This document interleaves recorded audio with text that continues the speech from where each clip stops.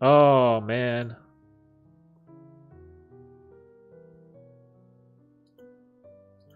Now is now is it live? Oh, that sucks. Oh, so Swen was right, the stream didn't load. I had man, I was just rambling to myself for like 20 minutes. Okay, so what happened was I scheduled the stream to start at 12, but I guess it didn't. I had to click auto start and it didn't go. Okay, that sucks. Wow, how did I forget that? Okay, so now we're live. Oh my god.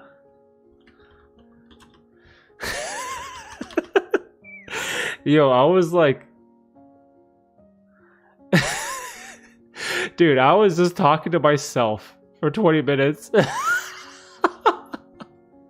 I'm like, yo, Sweat, what's up? I was in chat, I'm like, hey, Forrest, how's House of Dragons?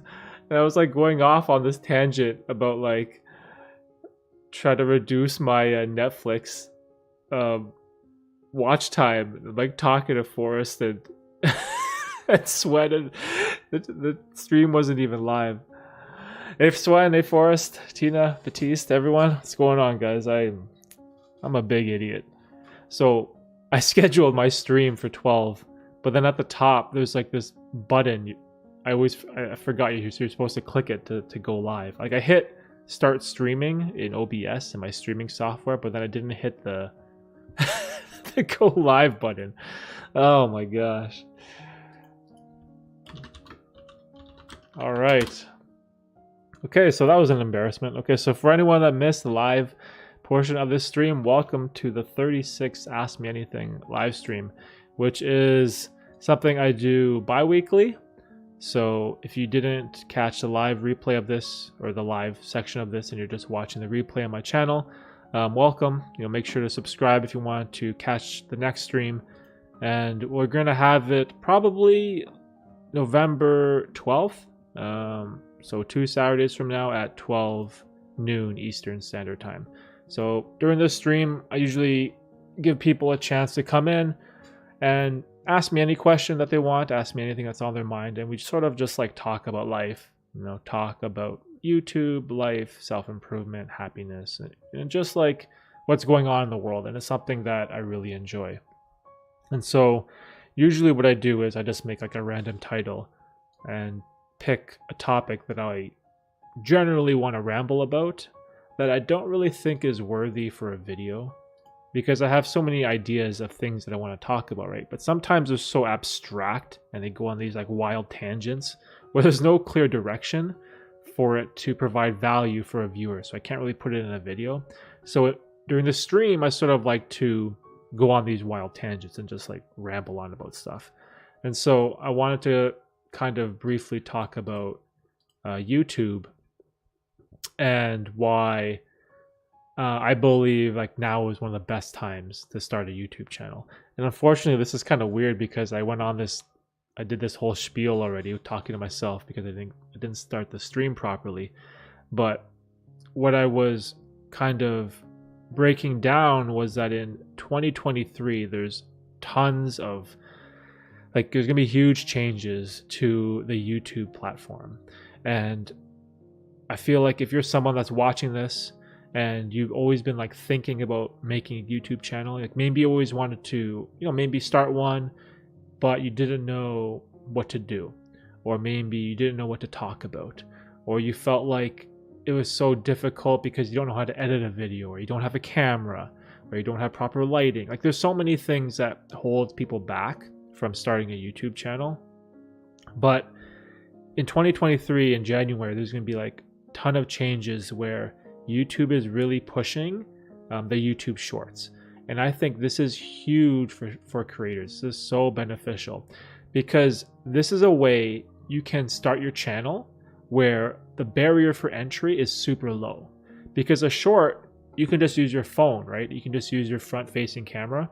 And YouTube actually prefers you to use the YouTube app on your phone to create shorts rather than on your computer. And whenever you make a YouTube short, you don't have to worry about like the description or the tags or the thumbnail or the editing. Like it's so minimal the amount of work you need to put into shorts, because you can just bang out a 15-20 second short, right? And you can do that multiple times a day. It's like super easy. And you can do, like, if you want to do like some editing, I think you can do like minimal editing on the YouTube app. But again, these are called shorts. They're called YouTube shorts. So these videos are intended to be short. And so even though there's like a 60-second time limit, I usually aim for like no more than 20-25 seconds. So if you want to start a YouTube channel, like, you don't have to start off with like this filmmaking stuff where like you need a mirrorless camera to get like this good picture quality. Like, you don't need to get Final Cut Pro or Adobe and, you know, learn how to make these like amazing, well thought out planned videos anymore. Like, that's what it was back in the day, right?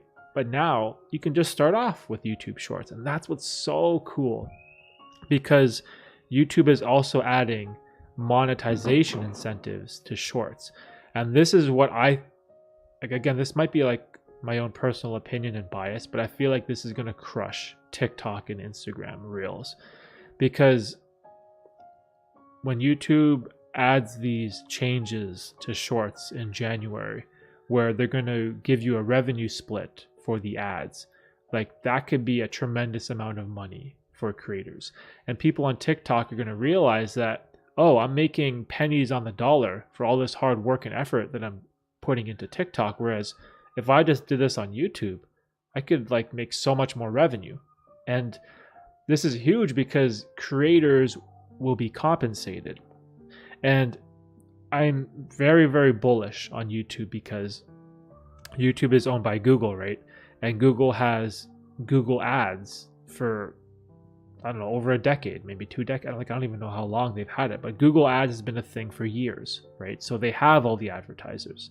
Companies know that if they want to market their product, YouTube is the best place to be, and you do it on Google Ads, right? And so YouTube, they already have all the infrastructure set up where they can incorporate ads into shorts, and they're going to give the creators a 45% revenue split. So like for every $100 in ads that YouTube makes, they're going to give you 45.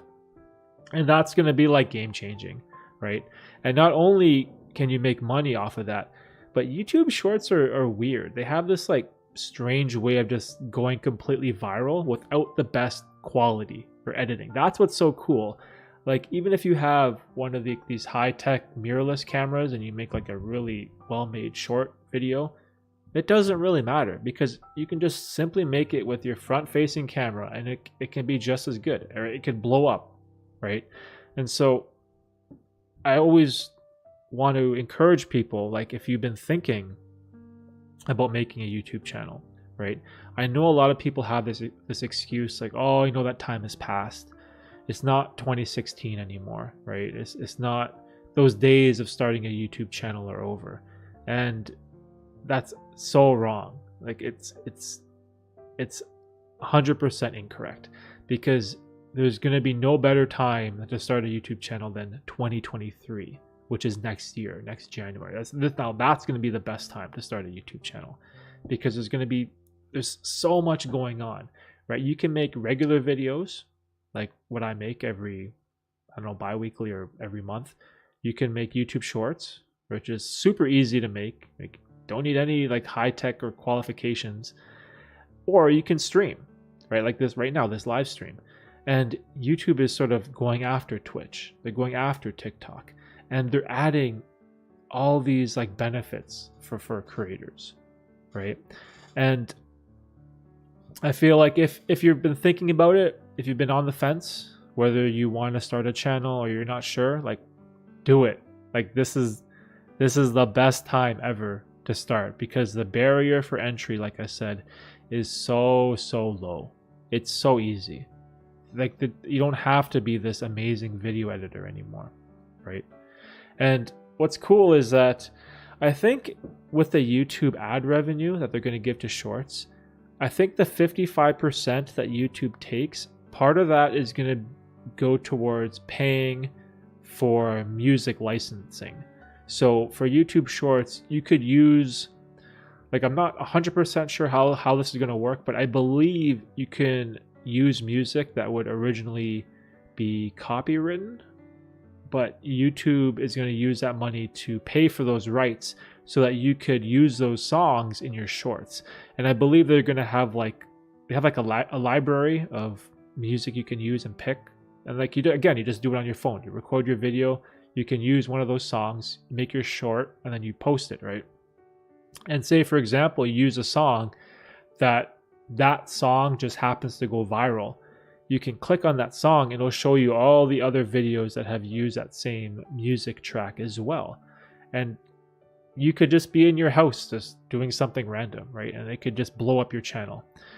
And you can gain so many subscribers with such less effort than it does to make one of these videos. Like if you look at my channel, for example, I have this video about psychedelic mushrooms, right? I think I posted it like last month. Let me see, when did I post it? It's like the thumbnail with like half of my face. Okay, 2 months ago. So that video, it was a story and a script that I sat on for a year. And then it took me like over a month to record and edit. Like there was the amount of hours and work I put into that one singular video is probably well over 100 hours, which is like crazy because I put so much time, energy, and effort into that one video, right? And if you look at it, it had what, 3,600 views. Okay, that's pretty good, right? But then a couple of days ago, I posted a short on the exact same topic, psychedelic mushrooms, and I titled it, "How Much is a Magic Mushroom Microdose?" And it took me 5 minutes to make. I had my camera, I had it like vertical or whatever, spoke to the camera for like, I don't know, 30 seconds, cut out maybe 5 seconds of where I was breathing or something, and then posted it. And it got 4,300 views. So we're talking about 2 videos on pretty much the same subject. One is 9 minutes that took over 100 hours to make, and one is 20 seconds that took me like 5 minutes to make. And the latter gained more views. It gained 1,000 more views with 99% less effort, right? And that seems crazy, but that's what is so amazing about YouTube Shorts.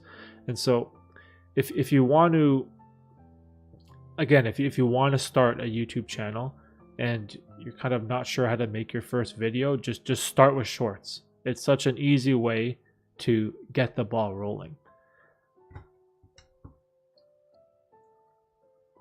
I'm not really into YouTube Shorts.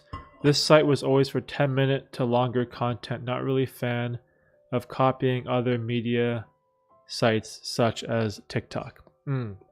Yeah, like I'm not saying to like only make YouTube Shorts.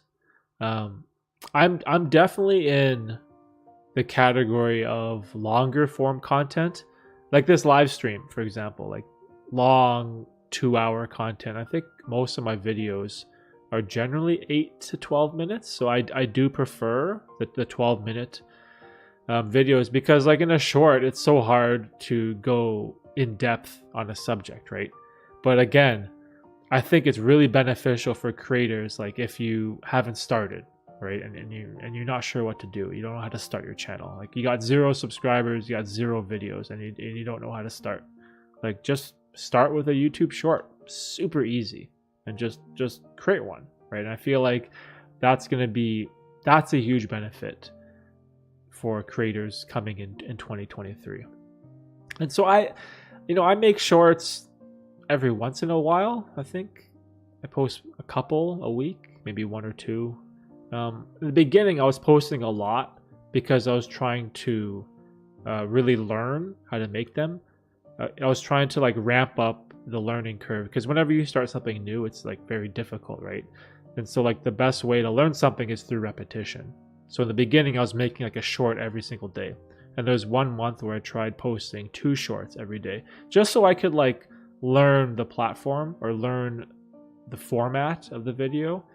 But out of all the content that I make, it's definitely my least favorite by far. It's the one that I don't enjoy. I take regular YouTube videos, this live stream, and my podcast any day over YouTube Shorts. Those are way more fun for me because we can have like these in-depth, deep conversations, and we can really like deep dive into ideas and figure things out. And that's what I think is beneficial. Whereas the shorts are like for that ADHD generation. What generation is that? Gen Z? I don't know. I'm a millennial, so whatever the generation is after me. But yeah. So I don't know.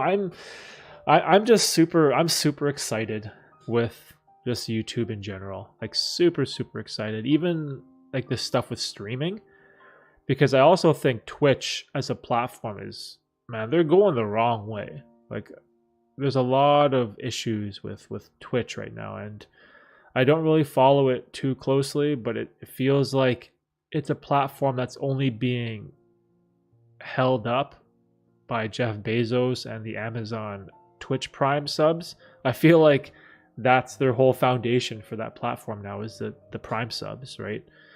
And so without that, and with less revenue, right, that Twitch gives its creators, and the no discoverability, I feel like, you know, streaming is like, YouTube is going to be the place to be for streaming. And I'm lucky because I never thought that was going to happen, right? I started on Twitch originally, but then for whatever reason, I kind of switched over to YouTube. I think mainly because I wanted to have just all my stuff together on YouTube, because I didn't want to make like a YouTube video and be like, hey guys, if you want to see me live stream, you have to go over to this other platform over here. Like it's like an extra step for you guys that I kind of find annoying, right? So I'd rather just have it like, if you're subscribed to this YouTube channel, if I go live during the stream, then bam, you see it right away if you click that bell notification button, right? So same here, Swen. If it's not a cute animal short, why bother watching it? Yeah, I like the animal shorts too. It's again, it's a weird thing because it's not my favorite. I don't even think I watch many shorts, to be perfectly honest. Do I watch a lot of YouTube shorts? Like in my shorts feed, I get like poker hands, basketball highlights, motivational speeches, and oh yeah, dudes in the gym, like bench pressing and doing deadlifts. Like I think that's my shorts algorithm.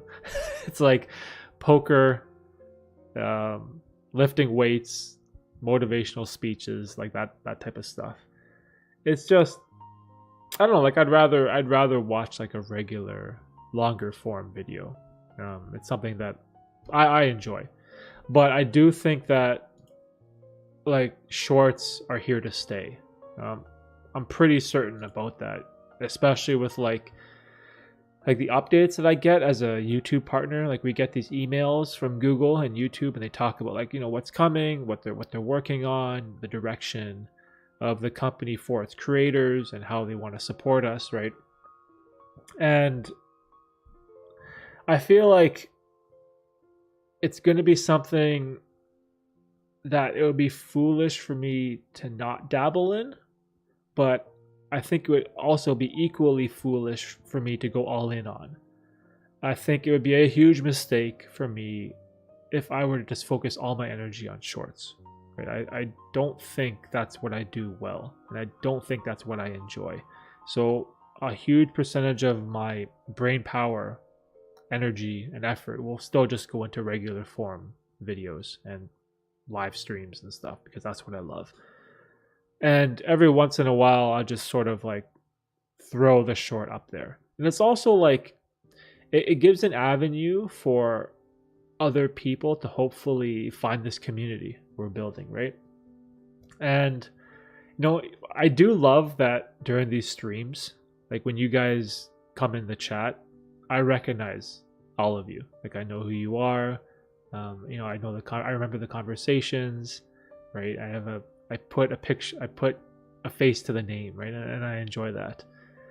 But also, it would be nice too if we could, you know, grow the community as well. I think that would also be equally as cool. And so, as a creator, it's also like I need to always be learning and improving too, right? And so, you know, shorts, it's something that I guess you can say it's conflicting.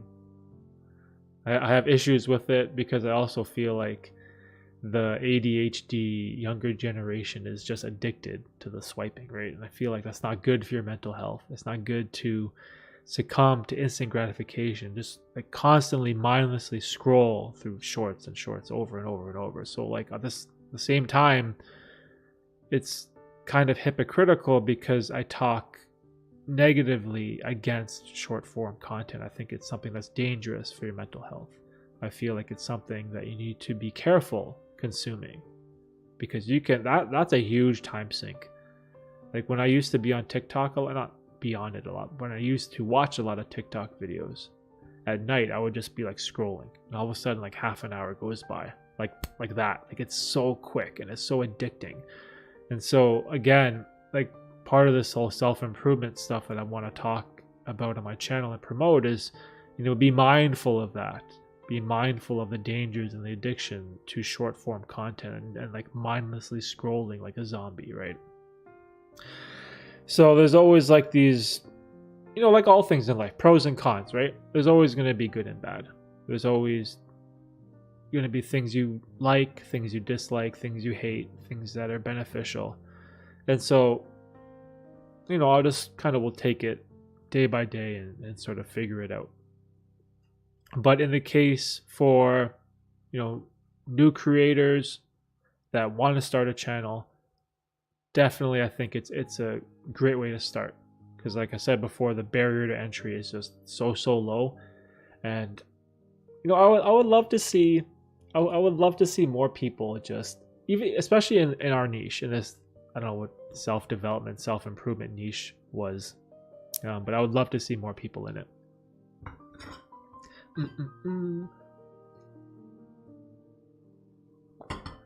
Yo, Kevin, what's up? How you doing? Hey, Derek, I have a question. I want to do a 7-day water fast and a dopamine detox. Oh, I'm currently 17 years old, and is it healthy for me to do or not to give my body a reset? Okay, so I have experience in dopamine detoxes. A 7-day water fast, I think the most I've done is 1 day. Maybe 26 hours is the longest I've done. Now, my recommendation for you would try to take it slower at first. Like, don't go from 0 to your first like fast is like a crazy 1 week fast. I feel like maybe start off with a day, right? And maybe like build your way up. Then try 2 days, 3 days, like kind of do it slowly. Again, I don't know how experienced you are with that type of stuff, but I feel like going from no experience straight to a 7-day like crazy fast, I think that probably isn't the healthiest way to do it, because like fasting, for example, I generally do 18-ish hours some days, and the most I'll do is like 23, 24 hours. Like when I go, some days I go dinner to dinner, which isn't that often. But I feel like if you can sort of do it more regularly and then build up towards it, then I think it definitely would be beneficial. The dopamine detox, on the other hand, I feel like that's a lot easier to do, because the food fasting, it can be really tough on your body, right? But like doing a dopamine detox, I feel like that's easier if you want to get into that right away.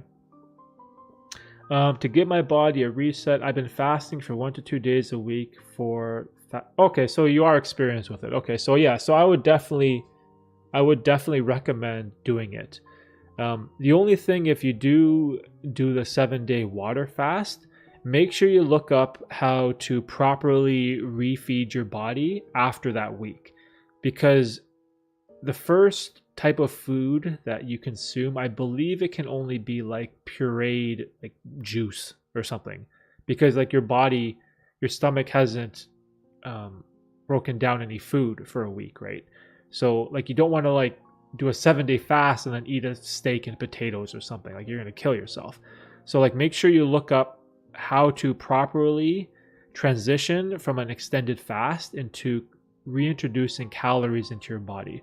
And I've watched videos about this before, and I've always seen people just, they'll fast for a week, strictly only water, and then they'll reintroduce food by like blending a bunch of fruit, or like having a smoothie, or having bone broth. That was another common type of liquid that people would consume, because bone broth contains like proteins and fat, right?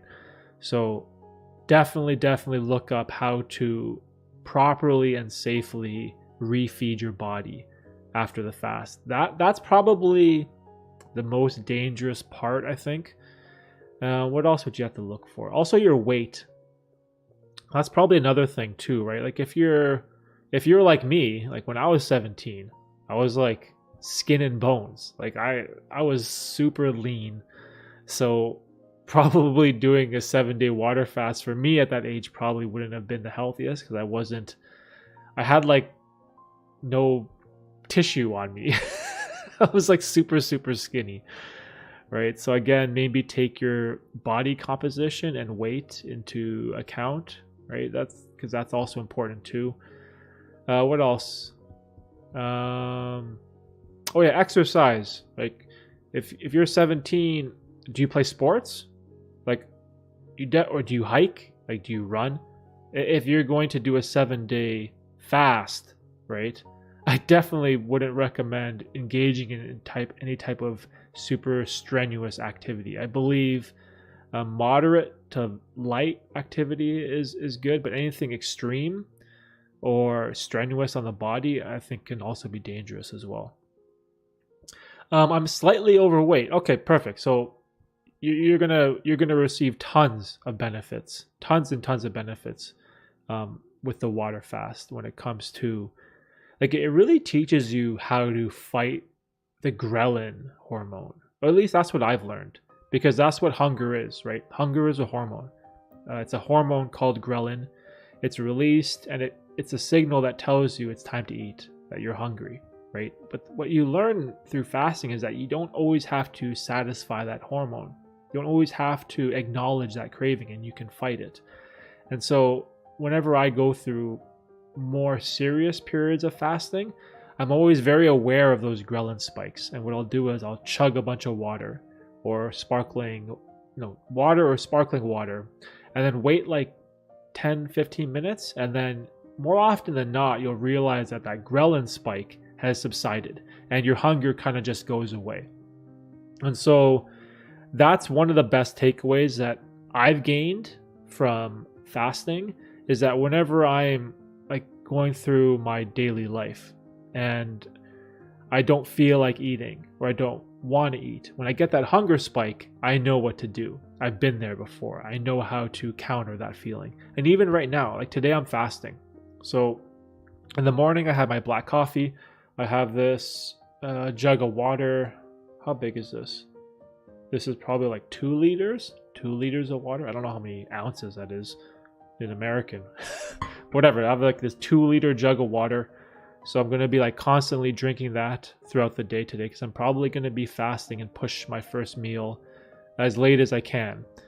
And the reason I do this is like the mental acuity and the mental clarity that I gain is awesome, right? Because my body isn't using its resources to digest cereal and sugar and orange juice and breakfast, right? Like I'm on an empty stomach right now.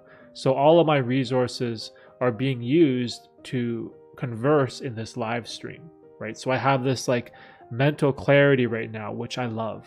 And I don't have that sluggish feeling. I don't get that sugar crash, right? Because, most people, if you think about breakfast, right? Like if you think about orange juice, cereal, and even like some milk, like this stuff is full of sugar, right? And so like so many people have this sugar crash. So today I am fasting right now. I'm going to try to go as long as I can. And like just the benefits on your health and the way you can think clearly, like I love it. I absolutely love it. A lot of people say that you need electrolytes during a prolonged fast, like salt. I always get tired after eating for some reason. Yeah, that's a good point. So I highly recommend looking up the protocol that Lex Fridman uses. If you don't know, Lex Fridman is like what is he? Like an AI engineer podcast dude. I think he's on Joe Rogan a lot, but he has a podcast. And I remember he did a 3-day fast.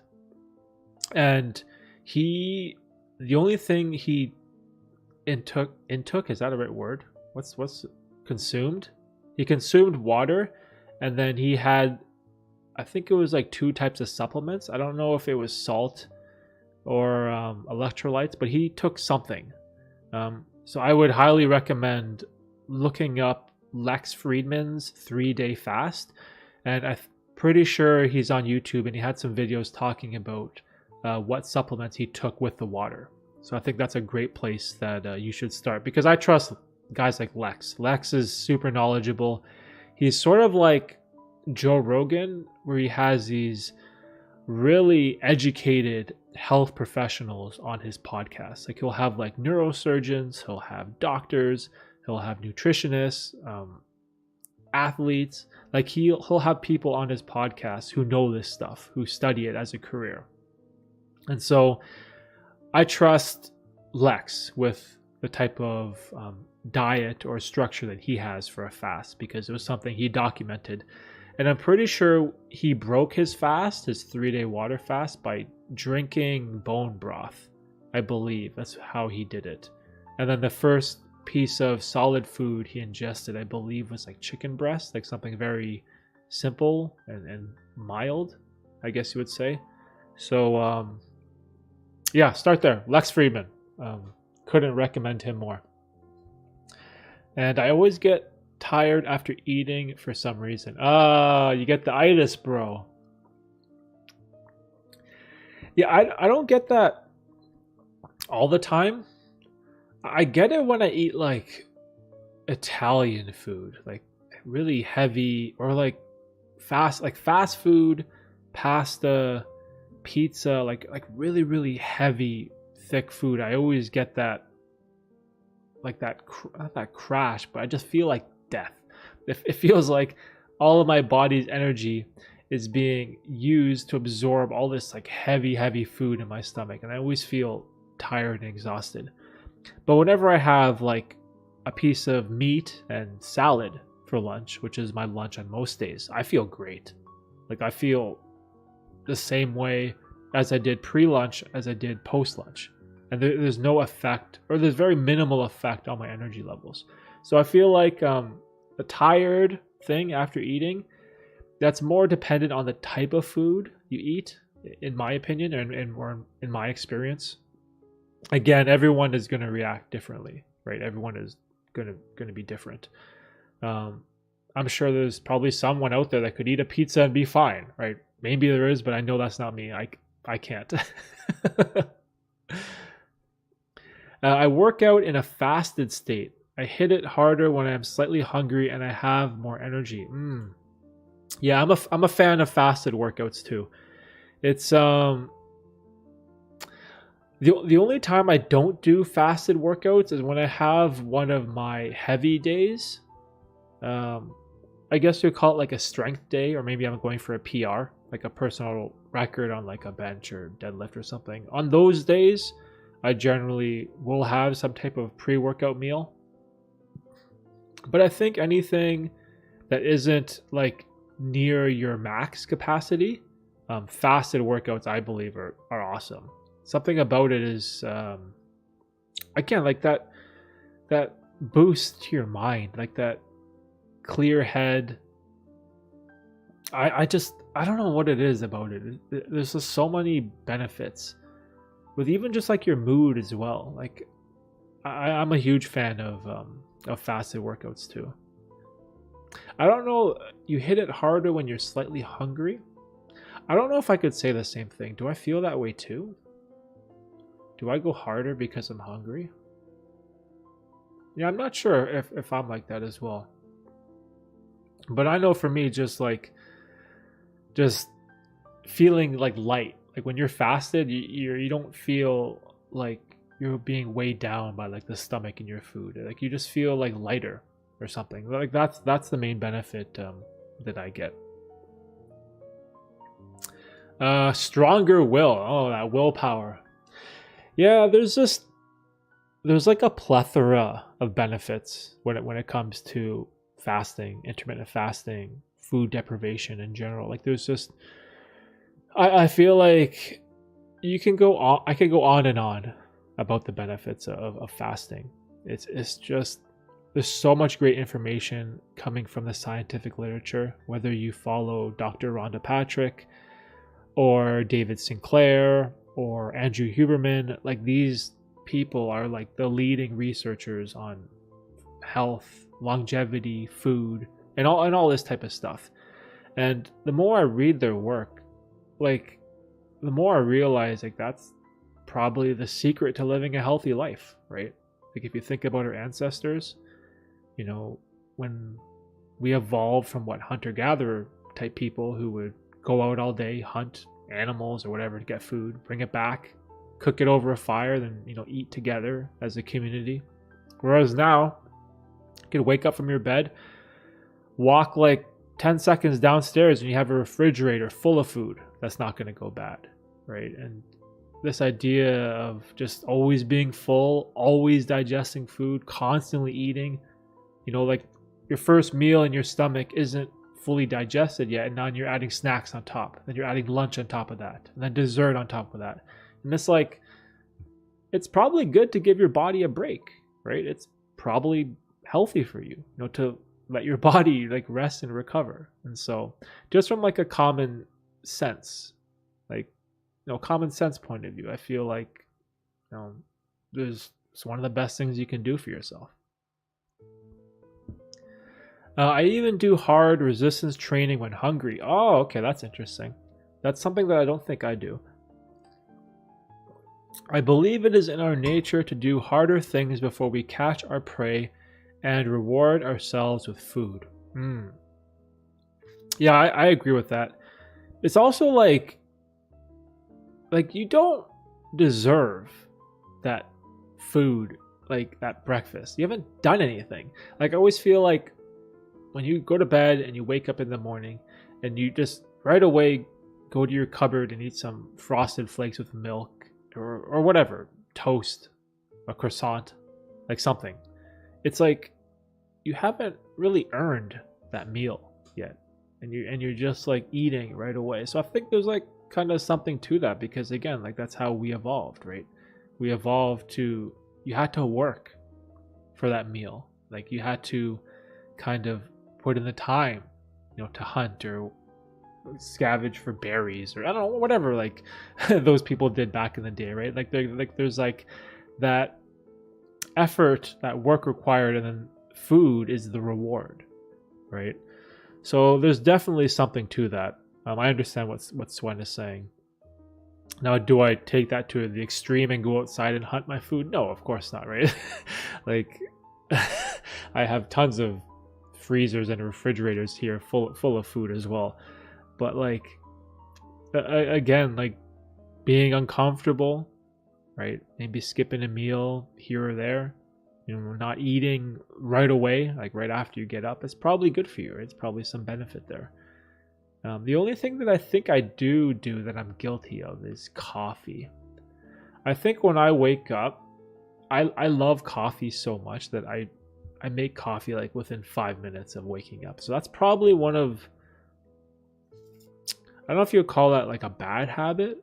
I'm sure it'd be beneficial for me to maybe try to wait and not like instantly wake up and kill myself with caffeine right in the morning. Like I'm sure that's not healthy too, right? So I'm definitely guilty of improper diet as well, right? Yo, David, what's up, bro?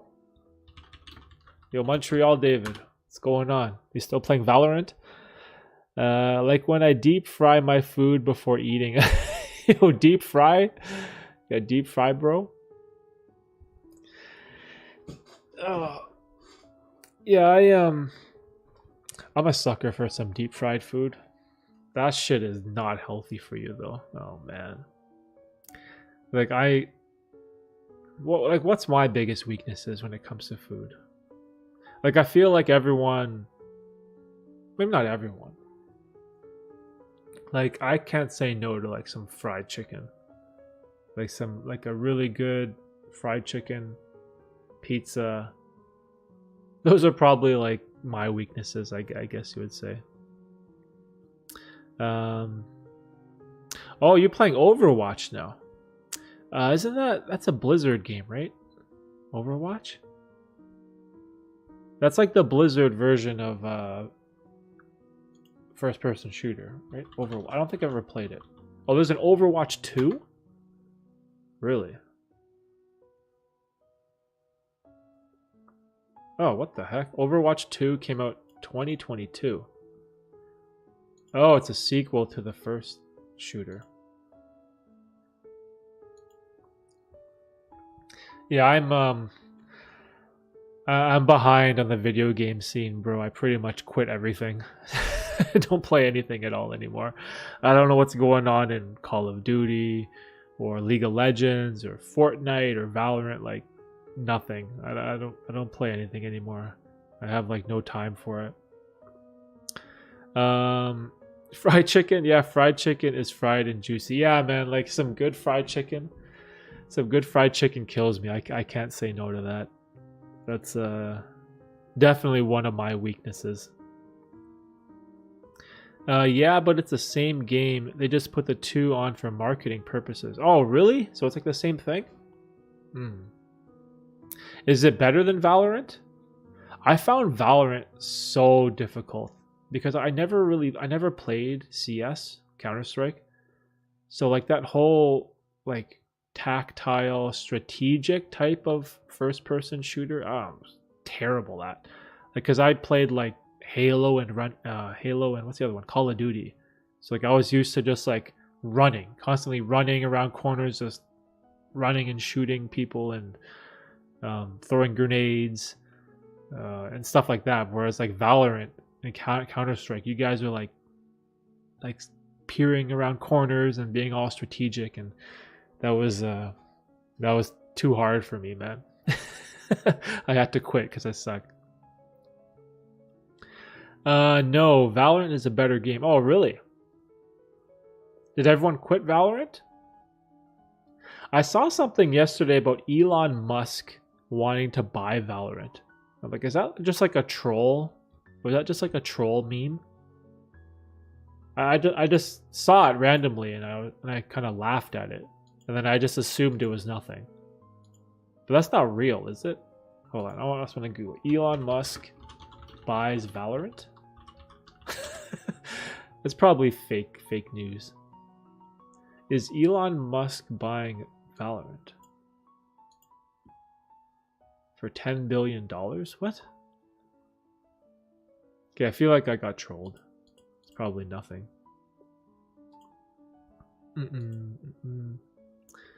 The people we play with don't play that much anymore. Oh, okay, all those guys like Laurent and Ando and all of them.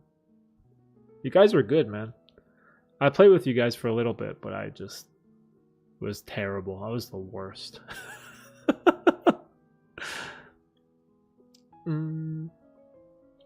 Haven't heard about that. Yeah, it's probably just some troll nonsense. It was probably like some clickbait article that I just randomly saw. I feel like anything Elon Musk, it's like clickbait, man. Because that guy, like, if you were to say Elon Musk is gonna buy a video game for like $10 billion, like that could actually be a thing because of like the amount of money he has. That guy can do whatever he wants, and he's that perfect type of crazy to like, he could buy a video game or maybe like an esports team or something. He's like he could do whatever, right? Yeah, you need to put in time to get better, but you don't have that much time with your YouTube thing and children. Yeah, like that's the thing, right? It's tough because like even if I wanted to play one game of Valorant, it would have to be like when the kids are sleeping or something, right? But then like I'm sacrificing my sleep, and then like the next day I'm probably going to be tired, so it's like, you know, trying to, you know, raise kids and also sort of build a business that leaves no time for anything else. So like video game time, even just like watching basketball is something that, man, I used to watch basketball all the time when the season started, but now it's like I don't even have no time to do it, right? Because you watch a basketball game, it's like 2.5 hours. So I had to cut out like all that stuff, which kind of sucks, but you know, maybe some opportunities will arise in the future. I could maybe watch the playoffs or something, but who knows? He just bought Twitter. Or did that really go through? I heard about that a lot, but I heard like he agreed to buy it, and then he was talking about how it's full of bots, and he wanted to know like the real metrics with how many people are actually on Twitter, and like, there was like this back and forth. But is it official now? Elon Musk buys Twitter. Elon Musk buys Twitter at last. Huh. 1 day ago. Elon Musk completed his $44 billion US acquisition of Twitter late on Thursday and almost immediately fired the company's leadership team. Is that real? That's what happened? Wow. So he bought it for $44 billion on Thursday night, and he got rid of the people in charge. Wow, that's insane. Oh my god. I don't use Twitter at all. Is Twitter like an American thing? Because like all my friends in Canada, I don't think any of them use Twitter. Like I don't know anyone in real life that uses Twitter like regularly. I feel like it's more like an American thing. Now, I leave hockey on and just do other things as it plays in the background. Oh, Montreal Canadiens, bro. At least you got the Canadiens and not the Leafs. The Leafs are a disgrace of a hockey team. Absolute disgrace. Man, that's crazy. Elon Musk. So if he spent, how much money does he have? If he spent $44 billion on Twitter, okay, what is his net worth? Net worth $221 billion. Oh my gosh. $221 billion? Damn. So buying Twitter is like 1/5 of his net worth? It did like nothing. Yeah, nobody uses Twitter that I know. Yeah, see, exactly, right? It's like not like Canadians don't use Twitter, right? I feel like it's just like an American platform. Like, how strange. Like, I can't even recall a single conversation I had with like my friends or family or cousins where it's like, oh, hey, I saw this on Twitter, or I read this on Twitter. Like, it never even comes up in our conversations. Like, nobody talks about Twitter. Like, even at work. I never hear anyone be like, oh, I read this thing on Twitter. Like, it never even comes up. What a strange thing. The Leafs have a good team, but they always lose. Yeah, dude, oh man. My brother is a Leafs fan, and the heartache that he goes through every year, it's mildly depressing, dude. That team that's got to be like one of the most heartbreaking teams to be a fan of, is to be a Toronto Maple Leafs fan. Yikes. That is not a good place to be in if you've been a fan for the past 10 or 20 years.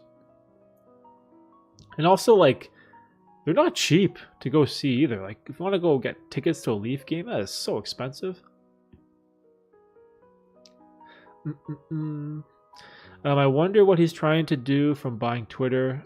That's so much money, he must have some plan for it. Yeah, I mean, hopefully he gets rid of like the cancel culture stuff. That I'd like that.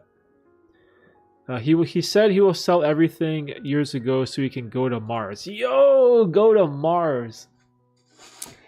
Like the Mars thing, I find the whole space travel to Mars super interesting. Because like what if tomorrow you can sign up and be part of the first human beings to take a trip to Mars? Like imagine if they had that tomorrow and you could just sign up for it. The problem is the trip probably takes so long that you might not even make it there. Or will you? Will you make it there alive? Or would it be like your children make it there? But you're definitely never seeing Earth again. So you're basically saying goodbye to planet Earth and your home and everyone you know. And I'm always wondering like who's that crazy group of people that would sign up for that?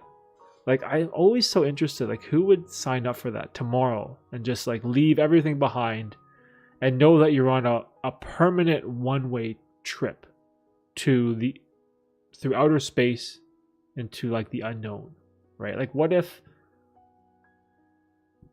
something goes wrong, right? You have no idea.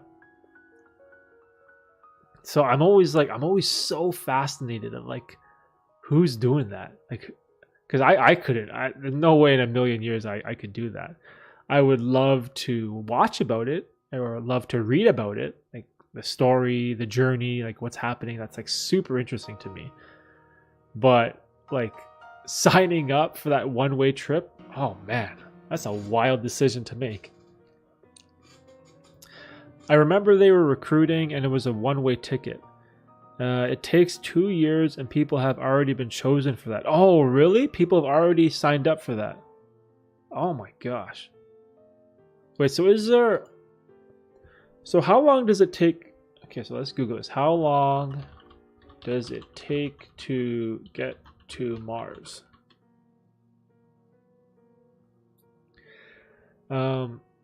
If the spacecraft departs Earth at a speed of 24,600 miles per hour, the trip to Mars will take about 7 months and about 300 million miles. Wait, so can spaceships travel at 24,000 miles per hour? Is that a thing? Wait, there's another article. This is from nasa.gov. All in all, your trip to Mars would take about 21 months, 9 months to get there, 3 months there, 9 months to get back. With our current rocket technology, there is no way around this. Okay, so it is 7 to 9 months to get there. Oh, this is so interesting. Why can we only go to Mars every 2 years? It takes the Earth 1 year to orbit the Sun, but it takes Mars about 1.9 years to orbit the Sun. Oh yeah, because it's further, so what do you call it? The circumference is larger.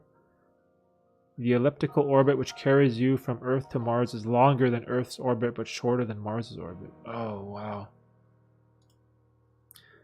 This stuff hurts my brain. I'm not smart enough to to comprehend space travel.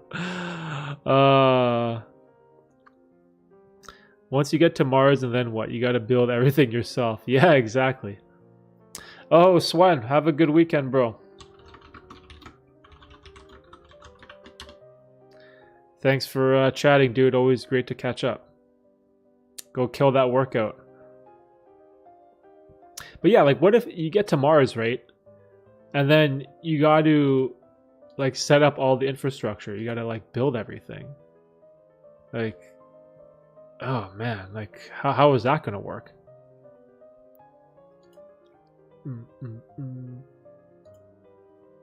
Super interesting though. Has Elon said that he would ever go to Mars? Like, is that like I know he wants to get us there, but does he personally want to be part of that trip? Like, does he want to go there too? Go there and stay there, or does he want to go there and come back? Like, how does that even work?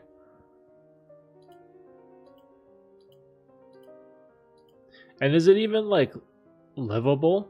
I remember reading something that they found water on Mars, I believe.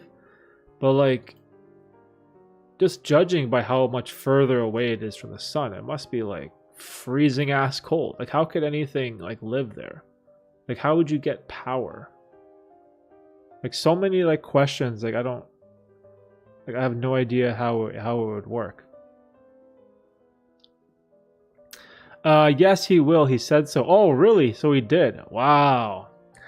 Yo, Elon. Elon is the man. So Elon does really want to go there. Oh my gosh.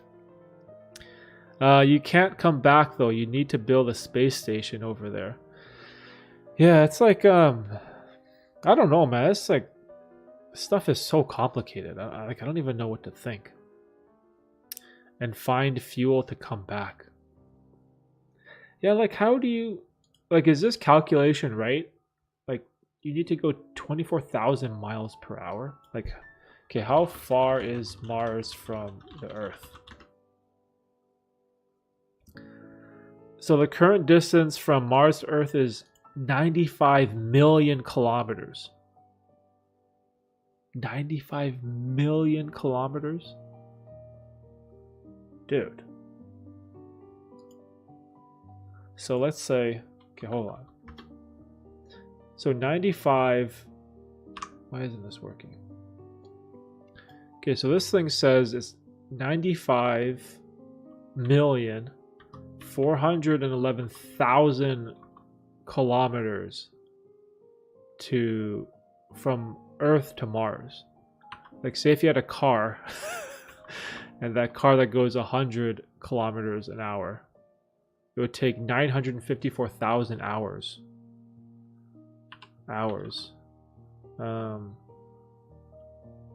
Divided by, so 39,000 days. Oh man, so it would take you 109 years to get to Mars from Earth if you went at the speed of a car. Oh god. Oh jeez. It's so far away. Oh cool, when you Google Mars, there's like a globe of the planet on Wikipedia as a 3D model that's like kind of spinning around. What an interesting thing. Adjectives for Mars are Martian.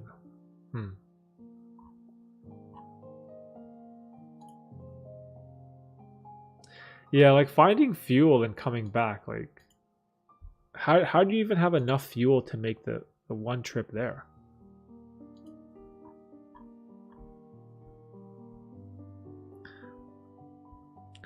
Liquid water on the surface of Mars cannot exist due to low atmospheric pressure, which is less than 1% of the atmospheric pressure on Earth. Huh. Both of Mars's polar ice caps appear to be made largely of water. In the distant past, Mars was likely wetter and thus possibly more suited for life. However, it is unknown whether life has ever existed on Mars. Wow, that's so interesting.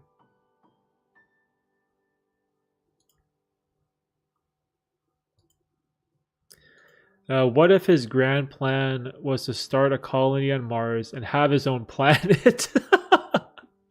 He'd rule Mars. Yeah, man. Elon have his own he'd have his own planet in the universe. That'd be so crazy.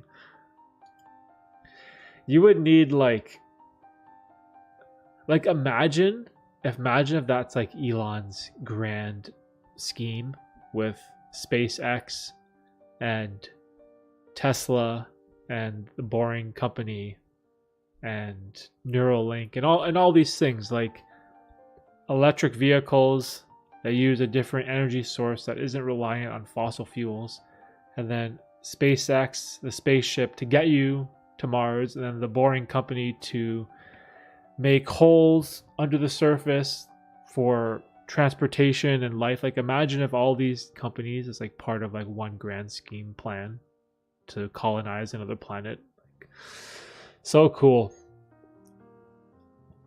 He could go there and claim it like how people would discover new islands and claim, yeah, like, what's his name? Christopher Columbus. He's like a modern day sea captain who's like discovering North America for the first time. Oh, that's wild. So cool. I always wonder I always wonder like what we're gonna see in our lifetime. And imagine like what we're gonna miss like 100 years from now after we're all dead. Like, imagine in the 2100s, right? 78 years from now, I wonder what like the world is gonna be like.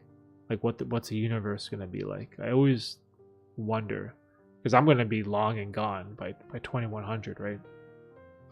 Hopefully I can live long enough into the late 2080s, maybe.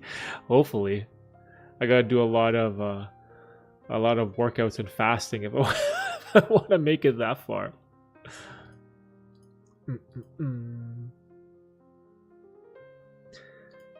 Yeah, I love everything Elon's doing. Super, super interesting. But I do wonder, like, what's his reasoning for buying Twitter? Like, what's the plan there? I wonder why he wanted to take control of Twitter. Like, maybe is it like a free speech type of deal? Who knows?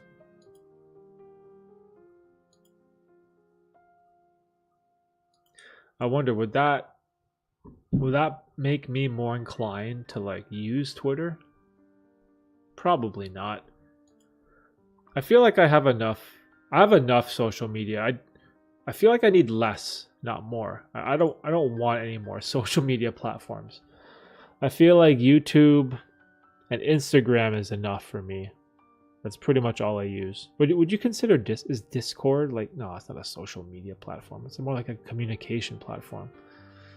It's like, what do I use? I use YouTube, Discord, Instagram, and I think that's pretty much it. No interest in TikTok or Facebook or Twitter. Just not for me. Not interested at all.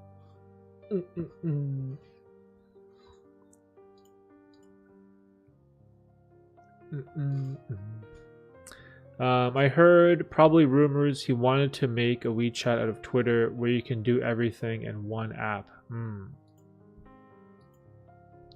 Yeah, I'm sure, like, because when you think about like what Elon has, he doesn't really have like a communication company, right? Like he has like the Neuralink,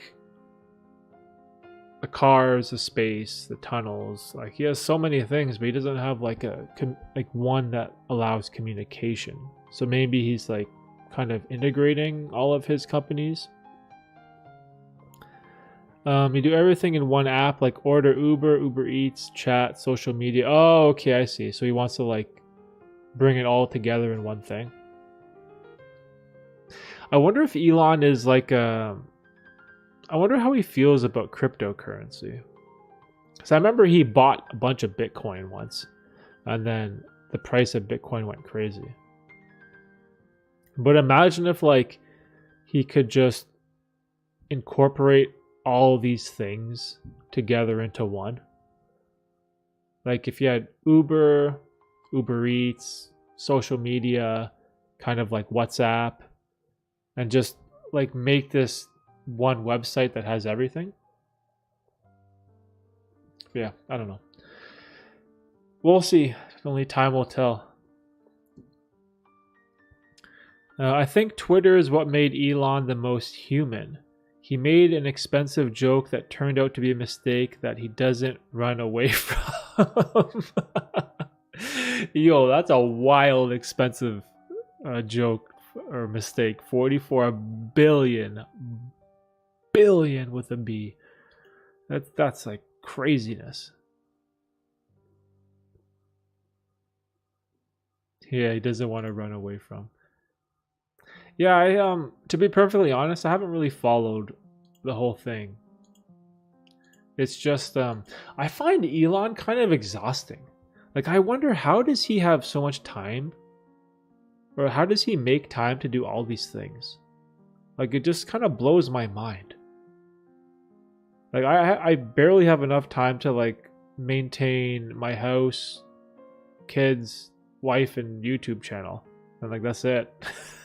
I got nothing left after that. This guy's out here making rocket ships and electric cars and tunnels and buying Twitter and making neural implants for your brain, and oh my gosh. So crazy.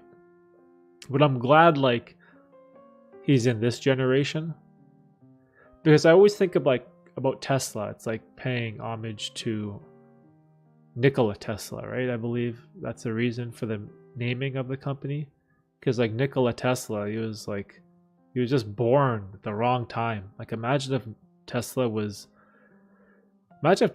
born in this century, right? That'd be super cool.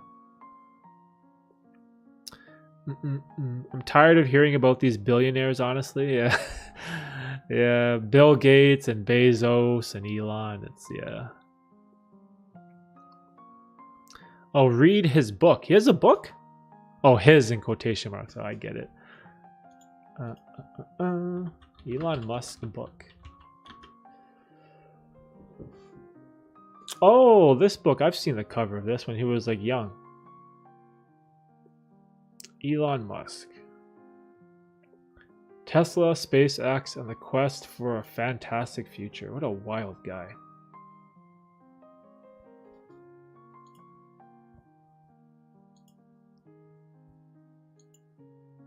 Oh, speaking of books. Oh man, I've been reading a good book this week. What is it called? It's about psychedelics. It's by that guy, Michael Pollan. It's like the bald dude with glasses. What's the title of the book? Oh, I can't believe I'm blanking on the title. I gotta Google it. But yeah, I've been reading this book by Michael Pollan on psychedelic mushrooms. Is it How to Change Your Mind? Yeah, this is it. How to Change Your Mind by Michael Pollan. Man, that's a wild book, which kind of breaks down the history and use of LSD and psychedelic mushrooms. Super interesting.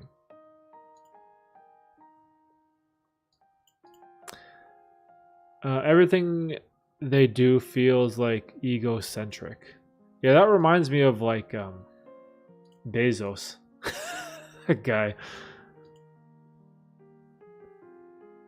I had enough of Mr. Bezos. I don't find that guy interesting at all.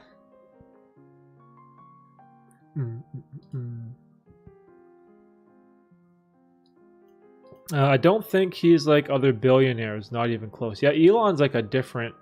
Elon's like a... I like that trollish side to Elon. It makes me laugh. It's on Netflix? What's on Netflix? Sorry, I keep jumping all over the place. I can never stay on topic.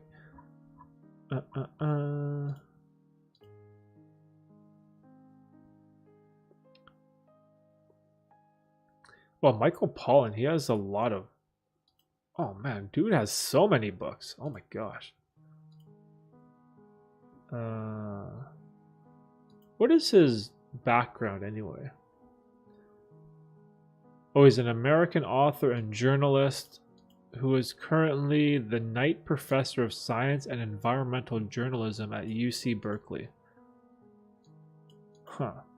Pollan is best known for his books that explore the socio-cultural impacts of food, such as The Botany of Desire and The Omnivore's Dilemma. An interesting guy.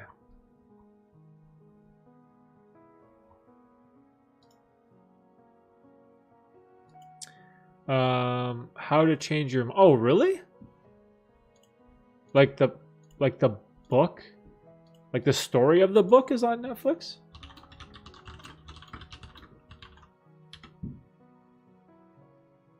Oh, what? Yo, yeah, right. How to Change My 2022 documentary, 1 season. Oh, really? Yo, that's crazy. How many episodes is there? Oh, there's 4. LSD, psilocybin, MDMA, and mescaline. Oh, wow. That's okay. I gotta watch that. Yo, what? Okay, I'm gonna finish the book first, and then I'm gonna watch this. Wow, that is so crazy. How to Change Your Mind is a 2022 American docuseries based on the book of the same name by Michael Pollan. It consists of 4 episodes which were released on July 12, 2022 and gives insight into psychedelic drugs, LSD, psilocybin, MDMA, and mescaline, as well as their uses in psychedelic therapy. Oh, this is so interesting.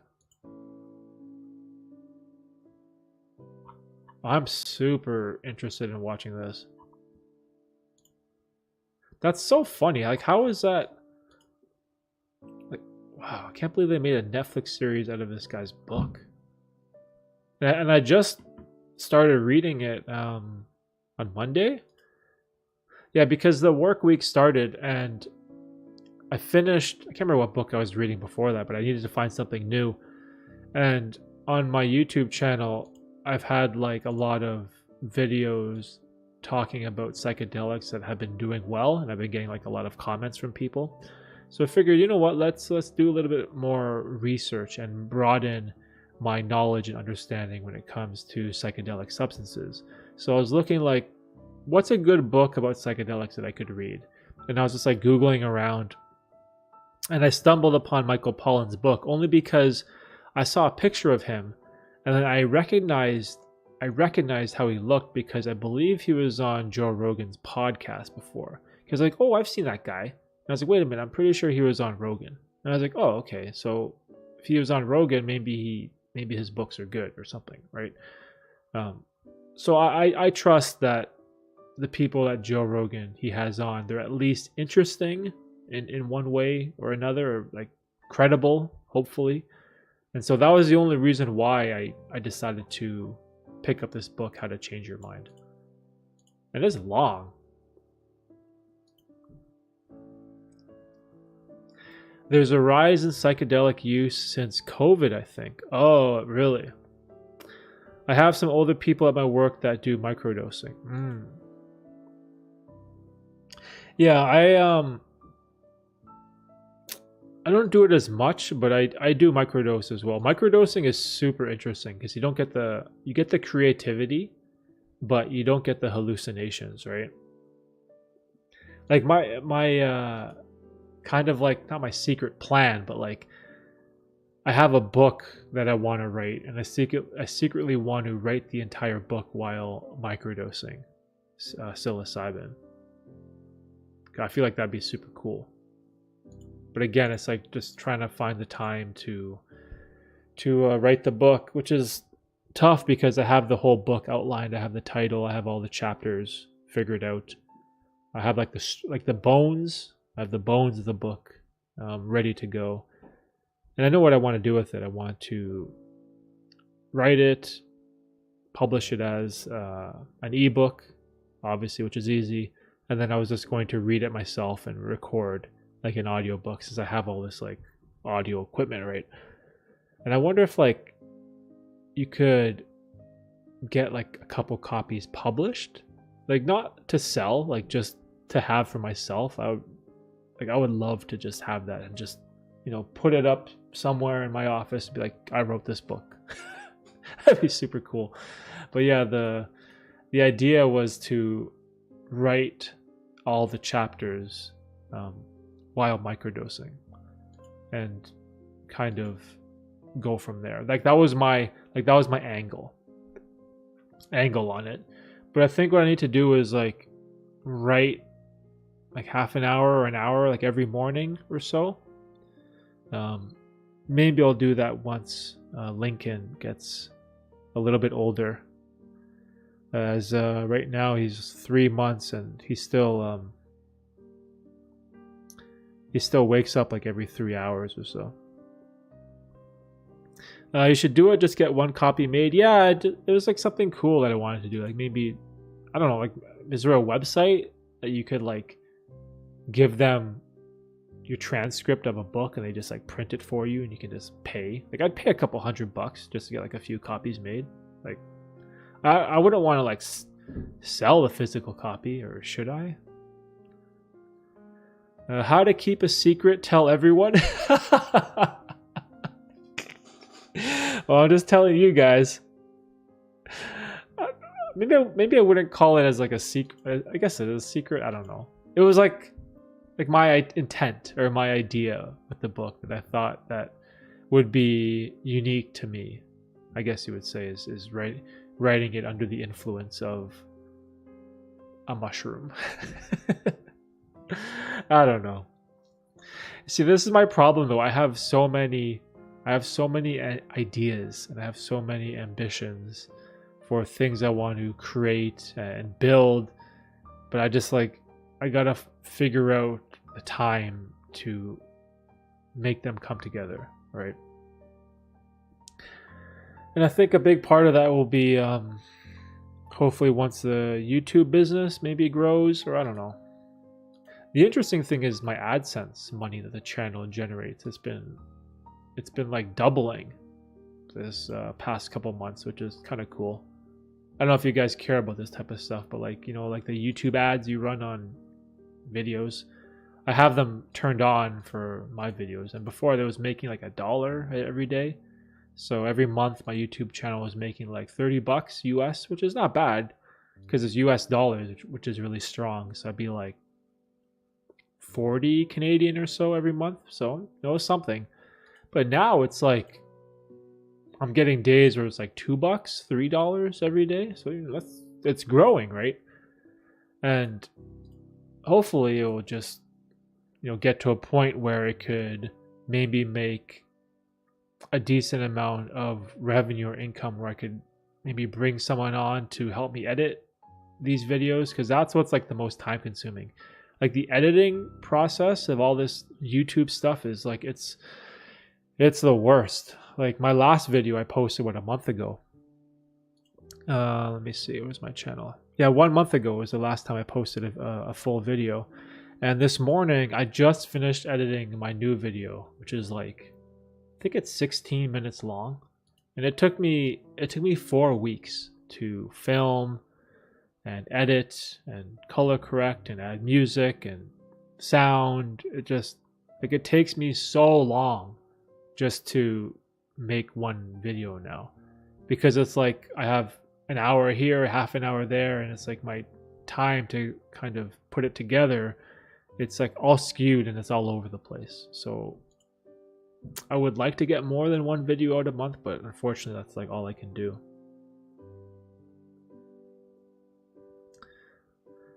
Just get one copy made. Like make it seriously like you'd want to sell it, but just make one copy for yourself. Yeah, I was thinking like if it doesn't cost too much, maybe make like I get like maybe 5 copies or something. I would just have like a couple. Like I'd keep one for myself and then maybe have it, I don't know if my parents wanted one or something like that. I don't know.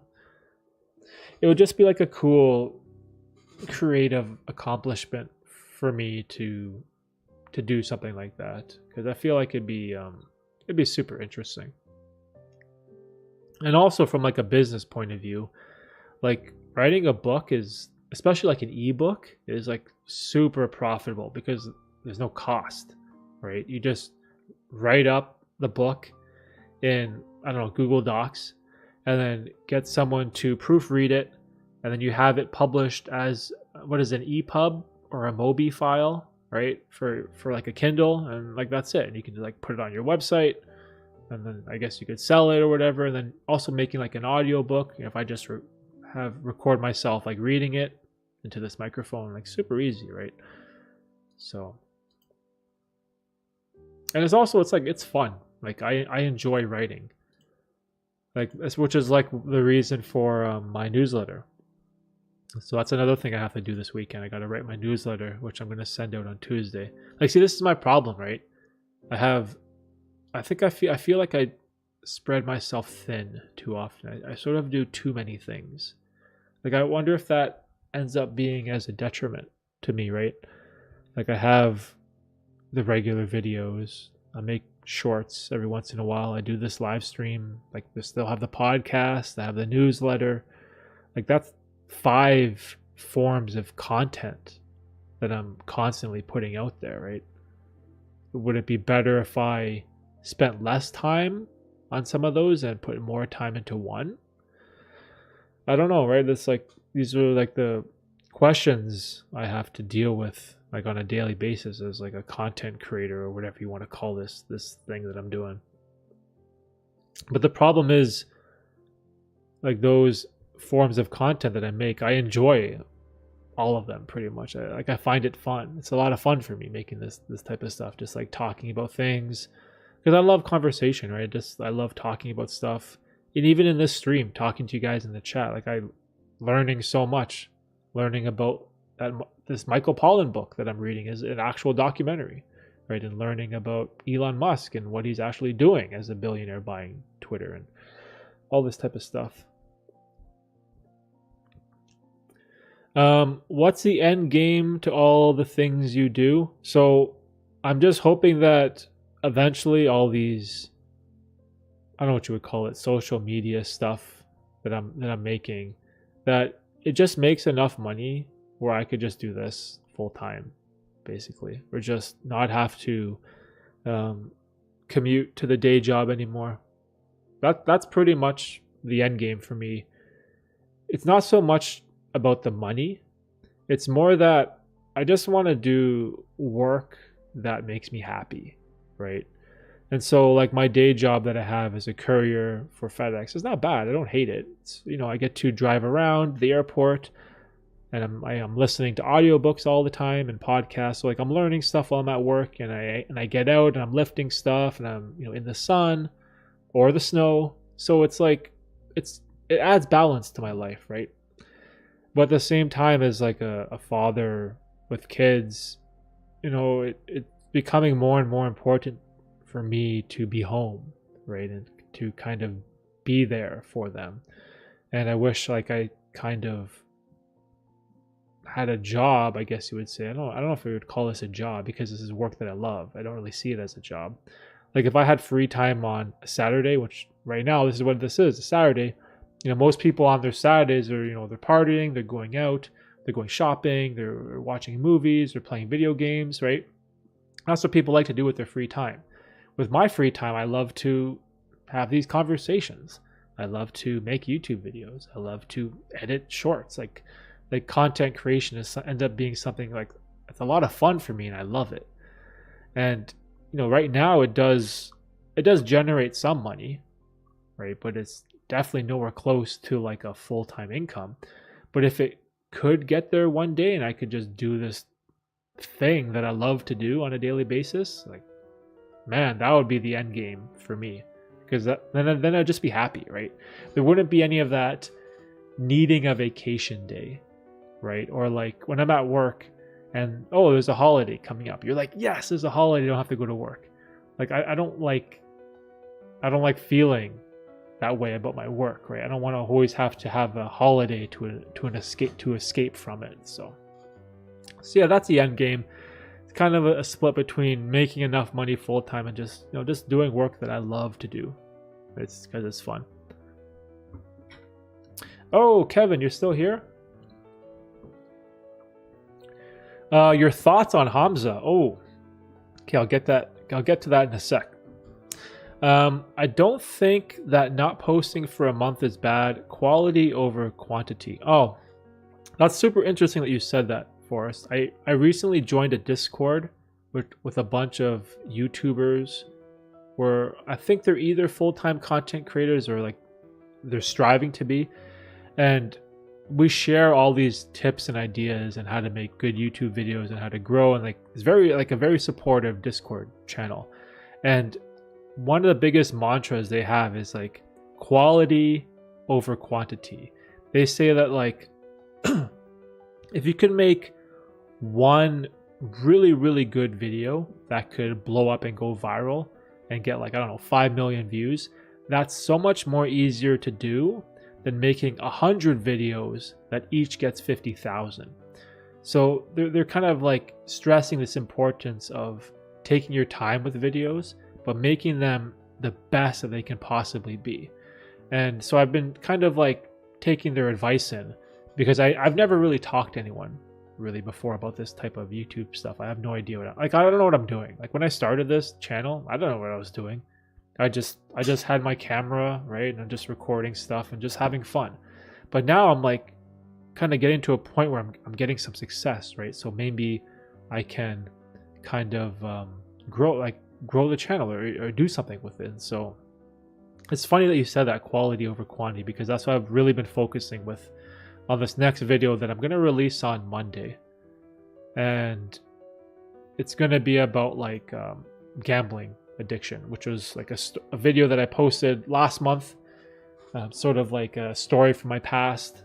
And I had a lot of people really respond well to it. They wanted like another follow-up story. So I spent a lot of time on this video. Like I said, I just finished editing it this morning, and it's like 16 minutes, and it will be out hopefully Monday morning.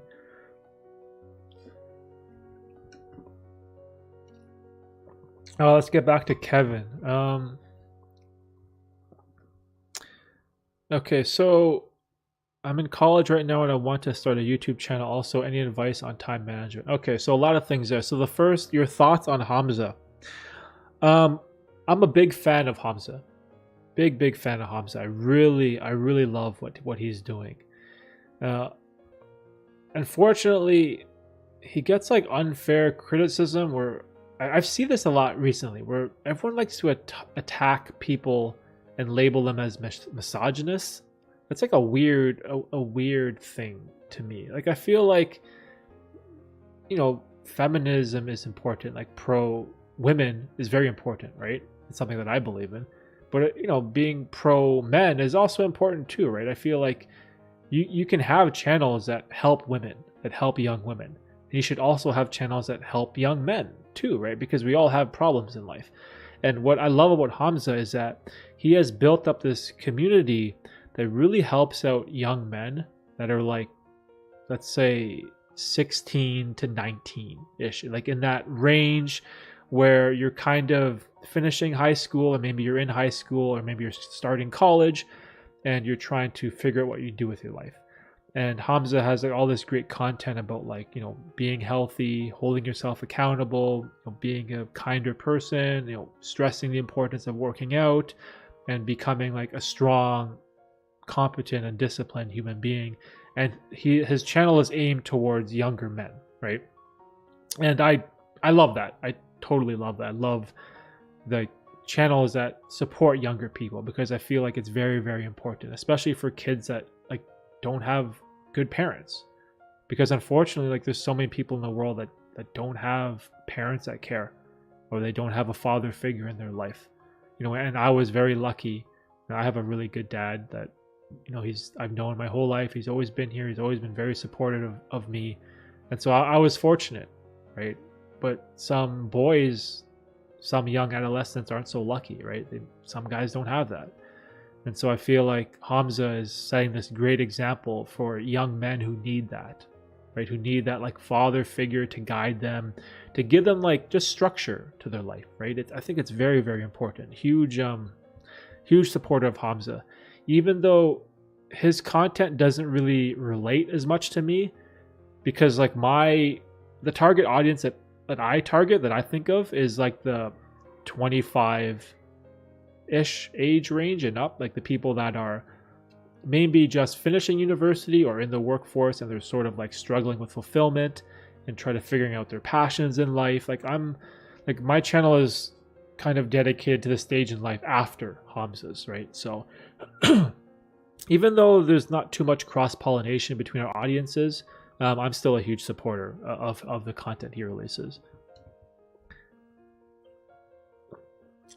And let's see. Okay, so you are in college and you want to start a YouTube channel. Any advice on time management? Okay, so I was talking about this in the beginning of this stream. If you're someone that wants to start a YouTube channel, there is no better time than the end of 2022 or the beginning of 2023. And we were talking about like these changes with YouTube Shorts and stuff. Like if you are brand new to YouTube and you want to start a channel, back in the day you'd have to like learn how to make long form videos, and you'd have to learn how to edit them with like some type of video editing software. You have to learn how to do thumbnails. Like there's so much work required to get into YouTube to start a channel, right?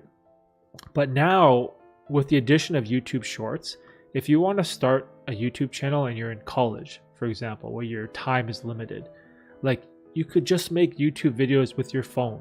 Like you can just make shorts with your phone. The thumbnail does not matter because no one sees it, right? And there's no video editing software. You can do almost everything in your phone with shorts. And so this is why I was talking about the importance of shorts for people who are new to YouTube, who want to start. There's no better time to start than right now. Like start right now. Like just get your phone, make like 10, 15, 20 second videos. Like it doesn't have to be 60 seconds. Like I know like the limit is 60 seconds, but when I make my shorts, 20 seconds, 25 seconds max. Like they're called shorts for a reason. YouTube wants them to be short, right? So, and if you want to kind of weave that in with your, college schedule, the best advice I'd give you is figure out like 3 topics that you're passionate about. Like 3 topics that you really love. So for me, it was sort of like this self-improvement, fasting, and like sort of like philosophy type of things, filmmaking. Like there's like a couple things that I was really passionate about. And then just make a couple YouTube shorts about those topics and sort of mix it up. And eventually, if you just like keep creating content, you'll sort of like figure out your lane and you'll figure out what you like to do. And that's like the best way to start, in my opinion. And again, you don't need Final Cut Pro, you don't need Adobe or DaVinci Resolve, you don't need any of these programs, right, to edit videos or even Photoshop or Canva or whatever, Canva, to make thumbnails, because you don't need to make a thumbnail for YouTube Shorts. So yeah, that's what I would recommend. Figure out like a general niche that you want. If it is self-improvement, maybe find 3 things you like to talk about, right? If you have a diet, talk about that. If you go to the gym, talk about that. If you read a certain genre of books, like talk about that, right? And just make some videos about stuff you love. And I think that's the best way to do YouTube, is to make videos about things you genuinely are passionate about. Because then it doesn't feel like work, right? Like if I had a YouTube channel talking about crypto and stocks and the housing market and inflation and interest rates because I knew that it would make money, well then now it's work. This hobby is not a hobby anymore. It'll feel like a job and it's not fun. Whereas like this stuff where we talk about like self-improvement ideas, books that I'm reading, things that have changed my life, how I've bettered myself as a person with psychedelics, like these topics I genuinely love. Like I love these things, so it's not work for me. It's really easy to make these videos and content on, and that's what I would do. I started watching Hamza back when he was a small YouTuber, and seeing him grow over the past year is cool, and I want to start my journey too in YouTube. Yeah, I want to start self-improvement YouTube channel. Yeah, see, exactly. Okay, so self-improvement YouTube channel, right? So write down, this is what's cool about self-improvement. There's like so many like branches, right? You could have business, philosophy, diet, exercise, mindset, meditation. Like there's so many like sub niches within the self-improvement world. And I would recommend just pick a couple, right? Pick a couple that again, you like to do. Usually, like working out at the gym is like a common sub niche in self-improvement, but start off with a couple things that you love, and then eventually what you want to do is you want to kind of like narrow that down and find like what's your avenue in the self-improvement world. Like what can you provide that no one else is really doing, or what can you provide that's unique to you, right? And so like for me, the way that I describe my self-improvement YouTube channel, it's sort of like transforming into a channel about psychedelic self-improvement. This is how I view my channel. Where Hamza, he talks about like holistic self-improvement. His like image of his self-improvement channel is a holistic one. Whereas mine, I view it as like psychedelic self-improvement. It's using psychedelics to improve your life, to change your mindset, better your perspective on the world, to then make better choices and build better habits and be more disciplined and improve your life in that direction, right? And again, like we're both in the self-improvement niche with two completely different audiences and directions for our channel's content, right? And again, you're not going to figure that out on the beginning. Like there's no way you're going to know that in the first week, month, or even year, right? But the key is get your phone, make a video, post it. Get your phone, make a video, post it, and just keep doing that over and over and over, right? In the beginning, you want to make like a whole bunch of videos that are shit. Don't worry. Doesn't matter how much you prepare or how much research you do. Your first 10, 20 videos are going to be garbage. It doesn't matter. You won't be able to stop that. But if you don't make those shitty 20 videos, you'll never get to that 21st video, which might be decent, or the 51st video that might be good, right?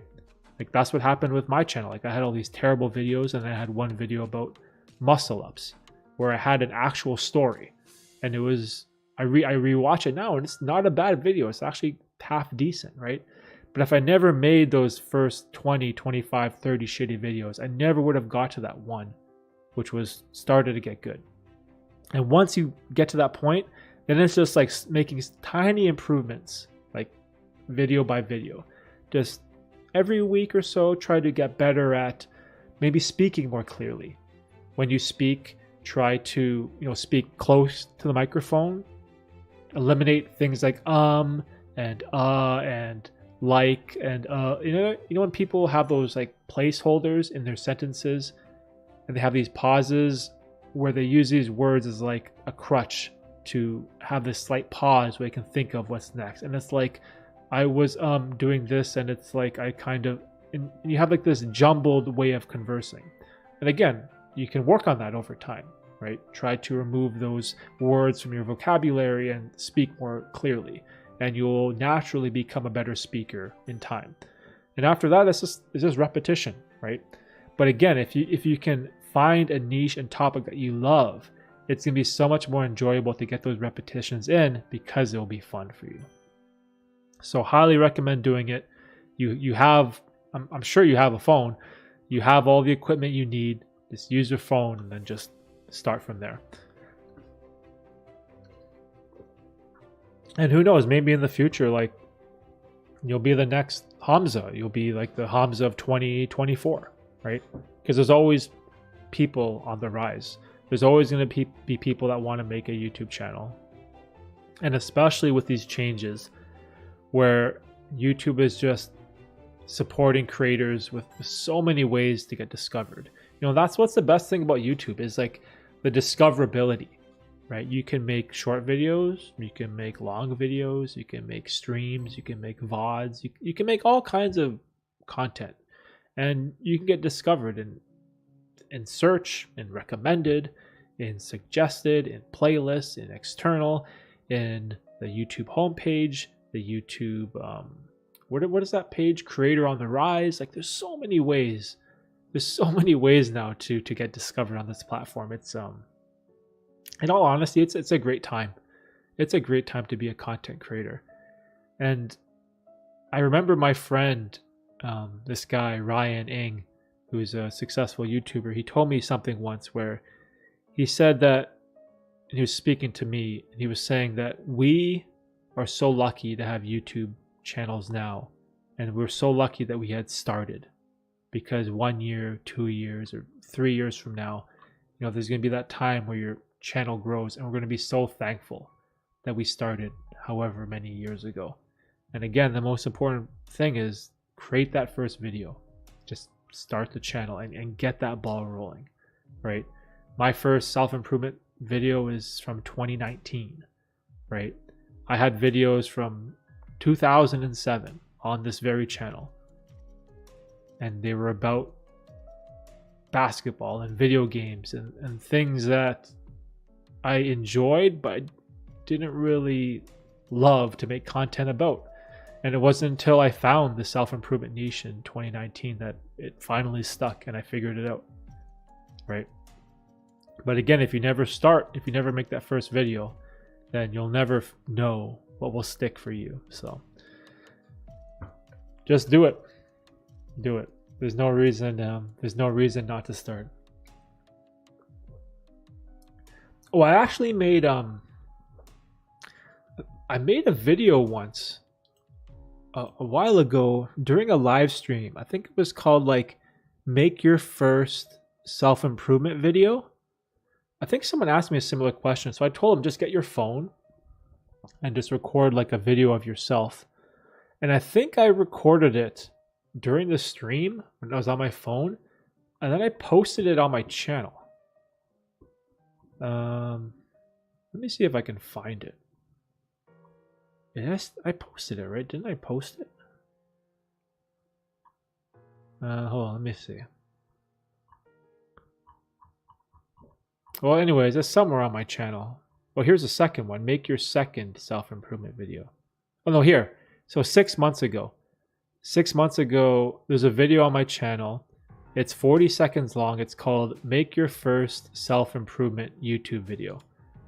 How do I copy this? Can I add this to... hey. Whoops. Let me get this link. Add this to the stream.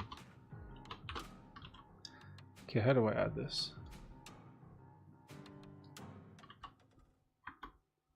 Yeah, that. Was it? Were you the one that asked me that question? Yeah, so this was like me and my phone just recording a self-improvement YouTube video and just like introducing yourself, your name, what you want to talk about, right? And then just go from there. Like it's like, look at it. It's a terrible video, right? But it gets that first, it gets your foot in the door, right? It gets that first one out there. And then I think I had another video called Make Your Second Self-Improvement YouTube Video, which was a little bit after that. And just like, look at those two videos I made and just like copy them, right? Just, if you're not sure how to start, just copy them, right? Just use what I say word for word if you want. I don't care, right? Just look at watch those videos. You can copy the same format or whatever you want. And then just now you'll have video number 1 and number 2 done, right? You can make them a long form video like I did. Like the first one's 40 seconds. The second one is 10 minutes. Or you could just start off with shorts, right? Do whatever you want.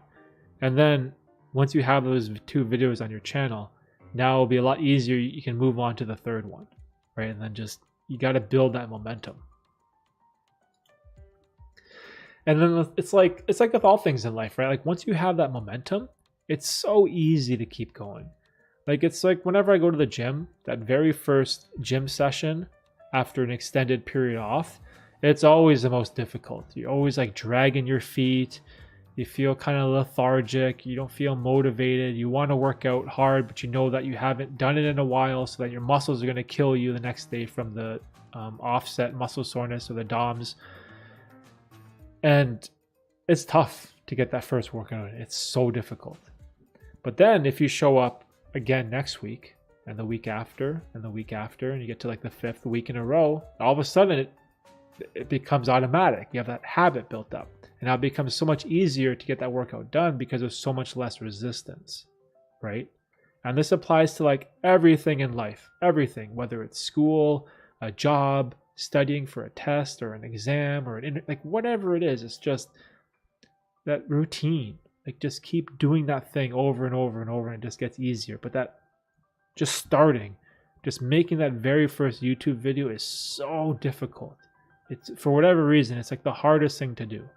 But if you can just get it done and just move on, man, like it changed my life. Like, to be perfectly honest, like I'm so happy that I started in 2019 and I just made a shitty video, and I knew no one was going to watch it, right? And my very first video, it probably has like less than 1,000 views 3 years later, and that's fine, and that's no problem. But now it's like I've got to this point where, you know, I'm 3 years in, I'm super comfortable, like on camera now, super, you know, happy and excited to talk to you guys, even though it's like it's weird talking to a camera. I don't know, but it's one that I enjoy. Or even when you start it, now let me know. Or like link me your channel when you start it. I'll leave you a comment. I'll leave you some words of encouragement. You know, like just anything to help get that ball rolling.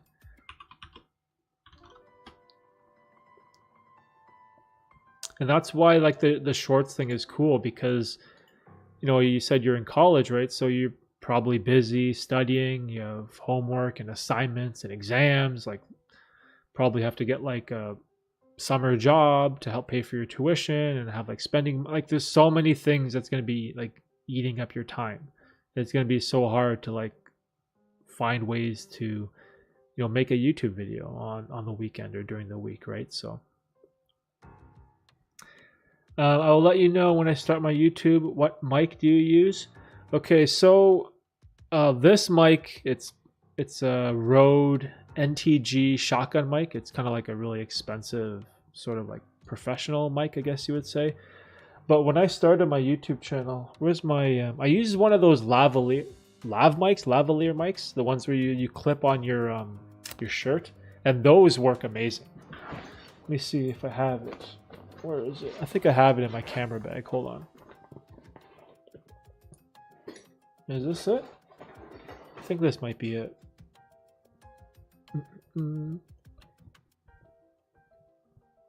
Yeah, so this is what you should start with. Like your phone, like you can use the input of your phone as audio, which is fine too, but you have to keep it close to your face. But if like you really want a mic, I bought this like cheap lavalier mic. If you can see this, you see this, right? You know these type of microphones, or just like clips on. So I would just like clip it here to my shirt, and then I had the USB-C input for my phone, right? It's like the USB-C for my Samsung phone, and then bam, I have like a microphone. Because microphones, you want them as close to your mouth as possible. Like that's how you get that really deep, rich sounding voice. This is why this microphone is like, so it's like right in front of me. It's like a fist distance from my face, right? You want to get the microphone as close to you as possible. This way, it's all tangled. I could have my phone far, far away, right? So you can get like that wide angled shot. You can, you know, show your surroundings, but also I have this like microphone close up to my mouth. So this is how I started. And this is like cheap, I don't know, $30 on Amazon. Like it's like a cheap mic and it works fine, right? So that's how I would start. Because the thing is too with YouTube, the audio quality is infinitely more important than the video quality. Like your phones, whatever, 1080p, even 720p, it's fine. The video quality, it doesn't really matter that much. But if you have really shitty audio where you hear a fan, or there's all this like static noises, or there's all this like crackling, or it sounds like you're speaking in a tunnel and you're so far away, like where you can't hear your voice, that's when like a YouTube video is kind of shitty. So yeah, if there's anything you want to focus on for like a YouTube video, is just like having good audio is very important. Like you don't need this. Like you don't need these mirrorless cameras. Like even though I use it, but it's because like I have a passion for videography, right? I love videography in general. Like if I wasn't making YouTube videos, I'd still be out like shooting when I was working at weddings, or what else did I do? I did like commercials for some companies. I worked at an aquarium, like doing videography gigs, right? So I have the equipment by proxy just because of, you know, videography is a passion in my life. So do you think it's better to show your face talking on camera or use background footage and just add audio over it? Doesn't matter. Doesn't matter. Don't even think about that. Like, it doesn't matter at all. Just do whichever one is easier for you to make the video. Like if you are conscientious of showing your face on camera, then don't show your face. You can go to websites like Pixels. I think it's called Pixels, Pexels, and they have like stock footage that you could use that's commercial free, copyright free, and you can just use that and just record a voiceover and talk over it. You don't have to show your face if you don't want to. If you want to, go ahead. I find showing my face, it's easier because I need less footage to cover it up, and I don't care about how people think about me, right? And you know, like I don't have, like for example, I don't have the greatest skin. I always have like rashes on my skin because I have like really bad allergies, but I don't care. I don't let that hold me back from creating, right? And even right now, I have like dark circles under my eyes because I've been like up all night with my kids. Like I haven't gotten any good sleep. I don't care. Don't care. Don't care what it looks like, right? Just do whatever you can that lets you create the video, right? So in the long run, maybe that's a question you'd want to figure out later on. Like, is it better to show your face, or I don't know. It all depends, right? But I wouldn't even bother thinking about that right now.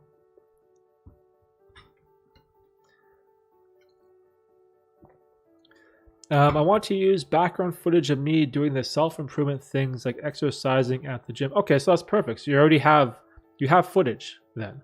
So just use that footage and get like whatever mic you can get. And even if you're recording, so even if you're recording audio over your background footage, you could just use like a voice recorder app on your phone. Just hold your phone close to your mouth and speak directly into the phone, and you can get good audio that way. But yeah, that's perfect. If you already have footage of yourself at the gym, like if you're doing, I don't know, if you're doing like bench press or something and you want to talk about like the amount of reps and sets you were doing and how much rest you were taking in between and how you progress with the weight and the progressive overload and the type of program you're working on, like bam, you could talk about all that stuff in a voiceover. It'll be very easy because you already have the footage to do that. So yeah, I would definitely do that. And also like that way you can bypass the nerves that you get for being on camera. Because if you're not used to talking to a camera and showing your face, like those very first videos, you're going to be like this. You're going to be like all uptight and nervous because it's going to be new to you talking to a camera, right? Whereas me, I do this all the time. So I'm loose, I'm relaxed. This is just how I am every day. This is just another normal day for me. But in the beginning, when I started making these YouTube videos, I was all tense. I was all like uptight, right? So yeah, highly recommend starting off like that. It sounds like a great idea. You know, you could show like your pre-workout. What do you take pre-workout before going to the gym? You can show clips of your workout routines, right? And what body part splits you're doing. And if you're focusing on strength or hypertrophy, you can show your stretching routine. You can show your post-workout meal. Like there's so many things, especially with fitness and self-improvement, that you can start off with. And like guys your age, you know, that are in college, that are in their teens, you know, they're maybe trying to figure out how to get into the gym. Maybe you can talk about like etiquette, you know, putting the weights back, you know, cleaning the bench, you know, that type of stuff, right? Just making people comfortable by sharing your experiences, right? And that's something you can easily do in the form of a YouTube channel. So yeah, man, like I'm pretty sure like even Hamza has videos like that. If you look at some of Hamza's old videos, he talks about diet, talks about nutrition, he talks about going to the gym and working out. It's like it's a great way to start, because even my YouTube channel in 2019, it was pretty much all about fitness. It was like me going to the gym, talking about like my cardio routine, talking about how I would track my macros, my macronutrients and calories and all this type of stuff. So it was something that, again, it kickstarted my channel, right? If I never started with all that type of fitness stuff, then I never would have like found this different lane of psychedelic self-improvement that is like my true passion or calling for. So yeah, I like the blueprint is out there, man. And like, don't be afraid to look at channels and kind of like gain inspiration, and just like kind of you can repurpose their videos. Just because someone else has like a video about bench press or pre-workout, that doesn't mean you can't make one too. Just like put your own spin on it and talk about like the things that you like to do and talk about what works for you, right? And people resonate with that. I'm in college, right? And thinking about changing my major. Do you recommend to major in film or digital media, since I want to do YouTube? Might as well study something like that. And my parents are forcing me to get a secondary education. Okay, so that's kind of rough. I wouldn't recommend doing film or digital media just because you want to do YouTube. If you do want to change your major, I'd recommend to changing it to something that you actually enjoy, right? And something that's not completely useless. And this is a problem with like post-secondary education, right?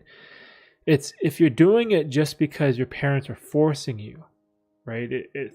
It's tough because you might end up with a degree that you'll never even use, right? Like I went to university for computer science because I was good at math and I was good at programming. And I thought that like, this is what I just should do because, you know, I had to go to university. And it ended up being something that I hate. And it was useless. It was a complete waste of my time and I dropped out. And I don't regret it at all. However, if you do have to finish college, right? I think one of the most important things is getting some type of degree that you have somewhat of an interest in, right? Like don't just take accounting because you think you can get like a good accounting job, right? Like your parents will want you to do that because it'll be safe for you financially for your future, because then you can get a job in accounting, right? And then you get a job with benefits and a salary and all this stuff. But then later in life, you're going to be in the dilemma that I was in, where you're in this office, you're in this cubicle, you're doing this work that you hate, and you're just dreading it. And you're just like sitting at your desk and you're looking at the clock all day because you can't wait until 5 o'clock to go home. And it's like a horrible way to live your life. And I feel like the job security through the pension and the benefits and the pay, that's comforting for your parents, but it's not comforting for you. And it's terrible for your mental health and well-being, right? Because you're not going to be happy. You won't feel a sense of entitlement and fulfillment and happiness, right? But it'll feel great for your parents because your parents will be like, oh, my son, he went to this college and he got this degree and he makes this much money. And like, trust me, I know, because I'm a parent. Parents want what's best for their kids and they want it to be safe. They want it to be, like secure, because it makes us feel good as parents. And this is like it's like a contradiction that I have in my beliefs as a parent too, because I want my daughter to be safe, right? And it's like this natural instinct as a parent, like you want them to take the path of least resistance. You want them to be safe financially. But it conflicts with my beliefs because I want her to be happy. I think that's more important, right? And even for me, like I'm so much more happy doing work that I love, even though I make less money. Like I wake up, I'm in a great mood all the time. I love my life. I love what I'm doing. Do I make a lot of money? No. Could I have made more if I finished my computer science degree? Of course. I'd probably be making double, triple, right? The amount annually. But then what would that leave me? In a cubicle hating my life, right? So it's like, it's such a tricky thing. So I would recommend, if you are going to switch your degree, you know, try to find something that you at least have like a general interest in, right? If it is filmmaking, you know, sure, then maybe try it. But like generally trying to find something that's useful, like that'll be useful in the future, is also very important too, right? Like if you look at the way marketing is, for example, everything is shifting towards like social media marketing, ads on YouTube, you know, ads on streams. Like there's no like advertisements in newspapers anymore, or television, right? Because people have streaming, they have Netflix. So you got to like also think like what's going to be useful in the future. If you want like a safe like program to switch to, anything that's like a trade skill is infinitely going to be valuable in the future. Like anything in like carpentry, electrician, plumbing. And trust me, I know, because as a homeowner, I desperately need someone who's skilled in these trades, because things in your house break down all the time. And there's so many people now where kids want to be social media influencers. They want tech jobs, they want computer jobs, they want office jobs. No one wants to get their hands dirty, right? So anything like in a trade skill not only is going to be valuable for you in your life later on, but like money wise, that's probably one of the safest bets, I guess you would say. So, oh, you're in computer science. I'm in computer science and I hate it. So it was exactly what I was in. So I was doing like physics, algebra, calculus, C++, what else did we do? JavaScript, like all that. It's so boring. It's so unfulfilling. Just coding is so shit. Like you gotta love that stuff, man. You gotta be really into it, or else you're just gonna hate it, right? You're just gonna hate it. And are you going into massive student debt for that degree? Like, is your parents gonna pay for it? If they're not gonna pay for it and you're gonna go into this massive debt for a degree that you hate just to make your parents happy, is that a good decision to make? Right? You got to think about that, right? I've always wanted to start a YouTube channel or start an online business at a young age. I got 40% on my last midterm exam. Yeah, see, so if you're like me, I've always had like an entrepreneurial mindset. I've always wanted to be an entrepreneur. I've always wanted to do things myself, you know, start a business. Yeah, online business is good too, because it's like, it's not brick and mortar anymore. You don't need to rent a office space on the street to start a business. You can start an online business, right? So there's like lots of opportunities there.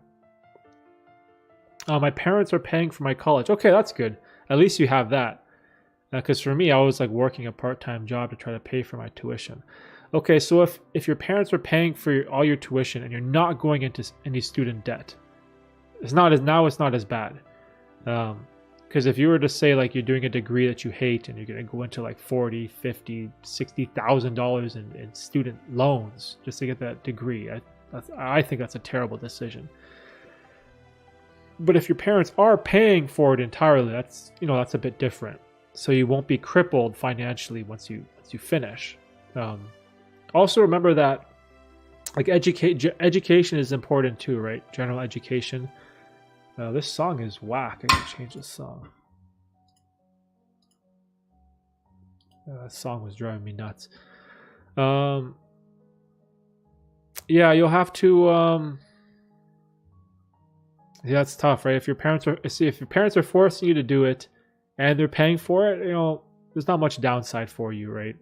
You won't have crazy debt when you're done. So, again, if you can find something that you somewhat enjoy, like if you hate computer science, if you hate programming, dude, trust me, it's not going to change, right? Because I was there. I studied that stuff. So, yo, Red, what's up, bro? Yo, dude, you just made it to the end of the stream. We're just wrapping up. How you doing, man? I'm late as fuck. It's all good, bro. How you been?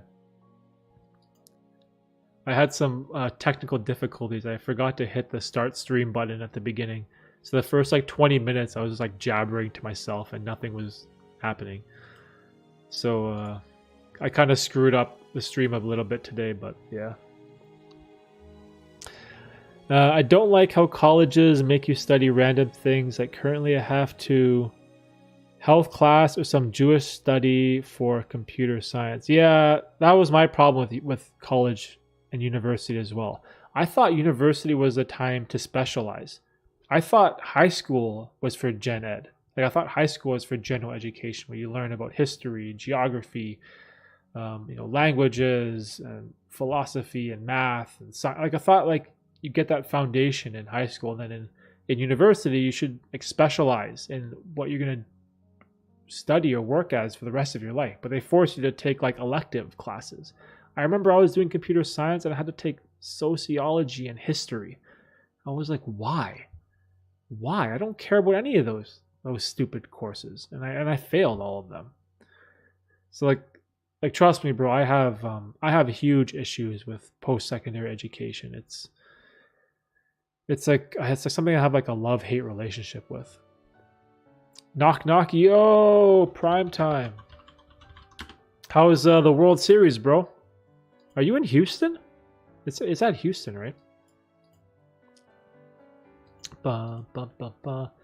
Chillin', bro. Currently strategizing an escape plan from the rat race. Yo, welcome to the club, dude. Welcome to the club, Red. You know what my plan was to escape from the 9 to 5?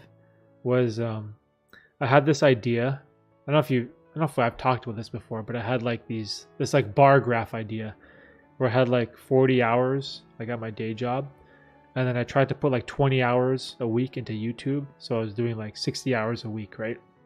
So I put in a couple hours after work and put time in on the weekend.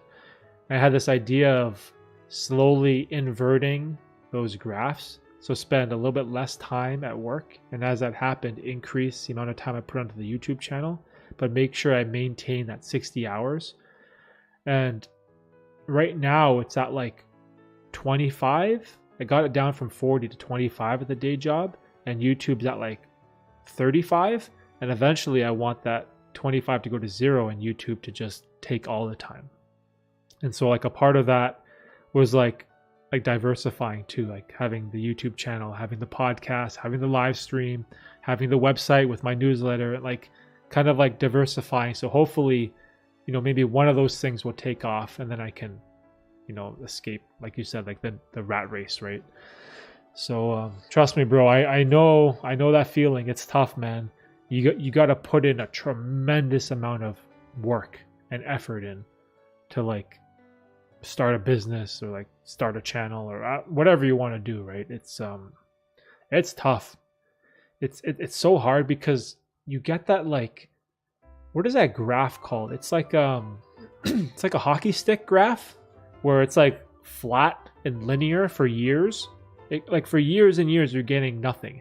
And all of a sudden you'll get to a point where everything will like come together and then it'll just like curve up like a hockey stick. And you have to like keep that graph in your mind, that when you're going through those first couple of years of grinding and trying to escape your shitty job or whatever you're doing that you hate, you have to remember you're at the bottom of that hockey stick, and you have to just keep pushing through. Eventually you'll get to that curve of exponential growth. And that's what I use to keep myself going. Just like remind myself, I'm at that hockey stick. It sucks right now. You're making like $2 a day. It's shit, right? But just keep going, and hopefully it'll work out in time.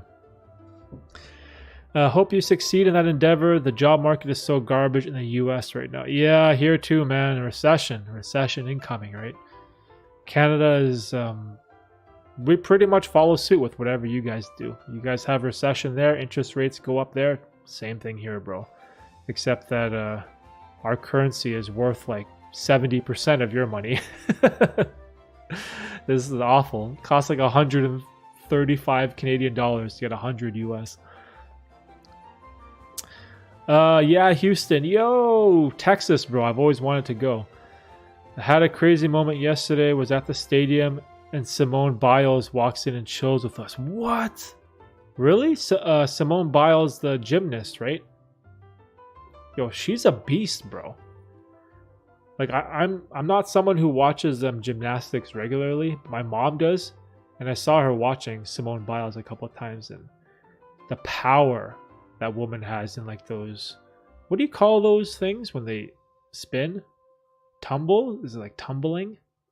Tumbling or something, when they're like doing all these flips and then they bounce off the ground and do like some crazy backflip.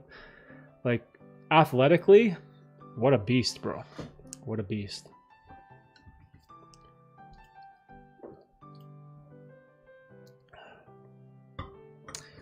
Body weight training versus weights. Ooh, and this is a shitty answer, but both. Weights is great if you're looking for, like, if you want to bulk up, definitely weights are the way to go. You can progressively overload weights a lot better. Body weight training is something that I've shifted to more as I got older, because your goals is a little bit different as you get older. I'm not really into building like an aesthetic body. I'm more into like mobility, practical movements. Like, I think about fitness as I want to be able to do a lot of push-ups to push myself up off the ground if I fall, for example, rather than being able to bench press a tremendous amount of weight off my chest. Like, one is practical and one is impractical, but one is better for building a better physique. So I guess it will depend on your goals, on your fitness goals, right? But both are good, because even if you do like calisthenics, bro, oh man, calisthenics is tough. Like, look at gymnasts; they're like jacked. Like Simone Biles, for example, she's like shredded, bro. Yeah, she's a beast. So tiny. Oh yeah, she's like super short, right? Man, that's crazy. You have to meet Simone Biles. You should tell her you'll do you edit a video for her. Do like a Simone Biles Instagram reel. I see a lot of calisthenics people have very aesthetic physiques. Yeah, like calisthenics, those guys can do like high repetition pull-ups and muscle ups. Like their backs are like huge, like they're jacked, right? Like both are good. I enjoy both. I enjoy weights and I enjoy calisthenics. I feel like mixing it up is good. Like, do the one that's like fun, right? That's enjoyable. Yo, we killed the whole playlist.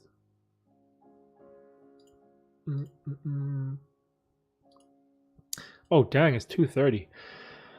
All right, I got to end the stream soon. You guys have any last minute questions? It was a fun stream today. We got to talk about a lot of good stuff. And we'll do the next stream hopefully November 12th. That will be the date. In 2 weeks we can do it all again. All right guys, I'm gonna go get some lunch. So Kevin, best of luck, bro. Record that first video. Start that YouTube channel, dude.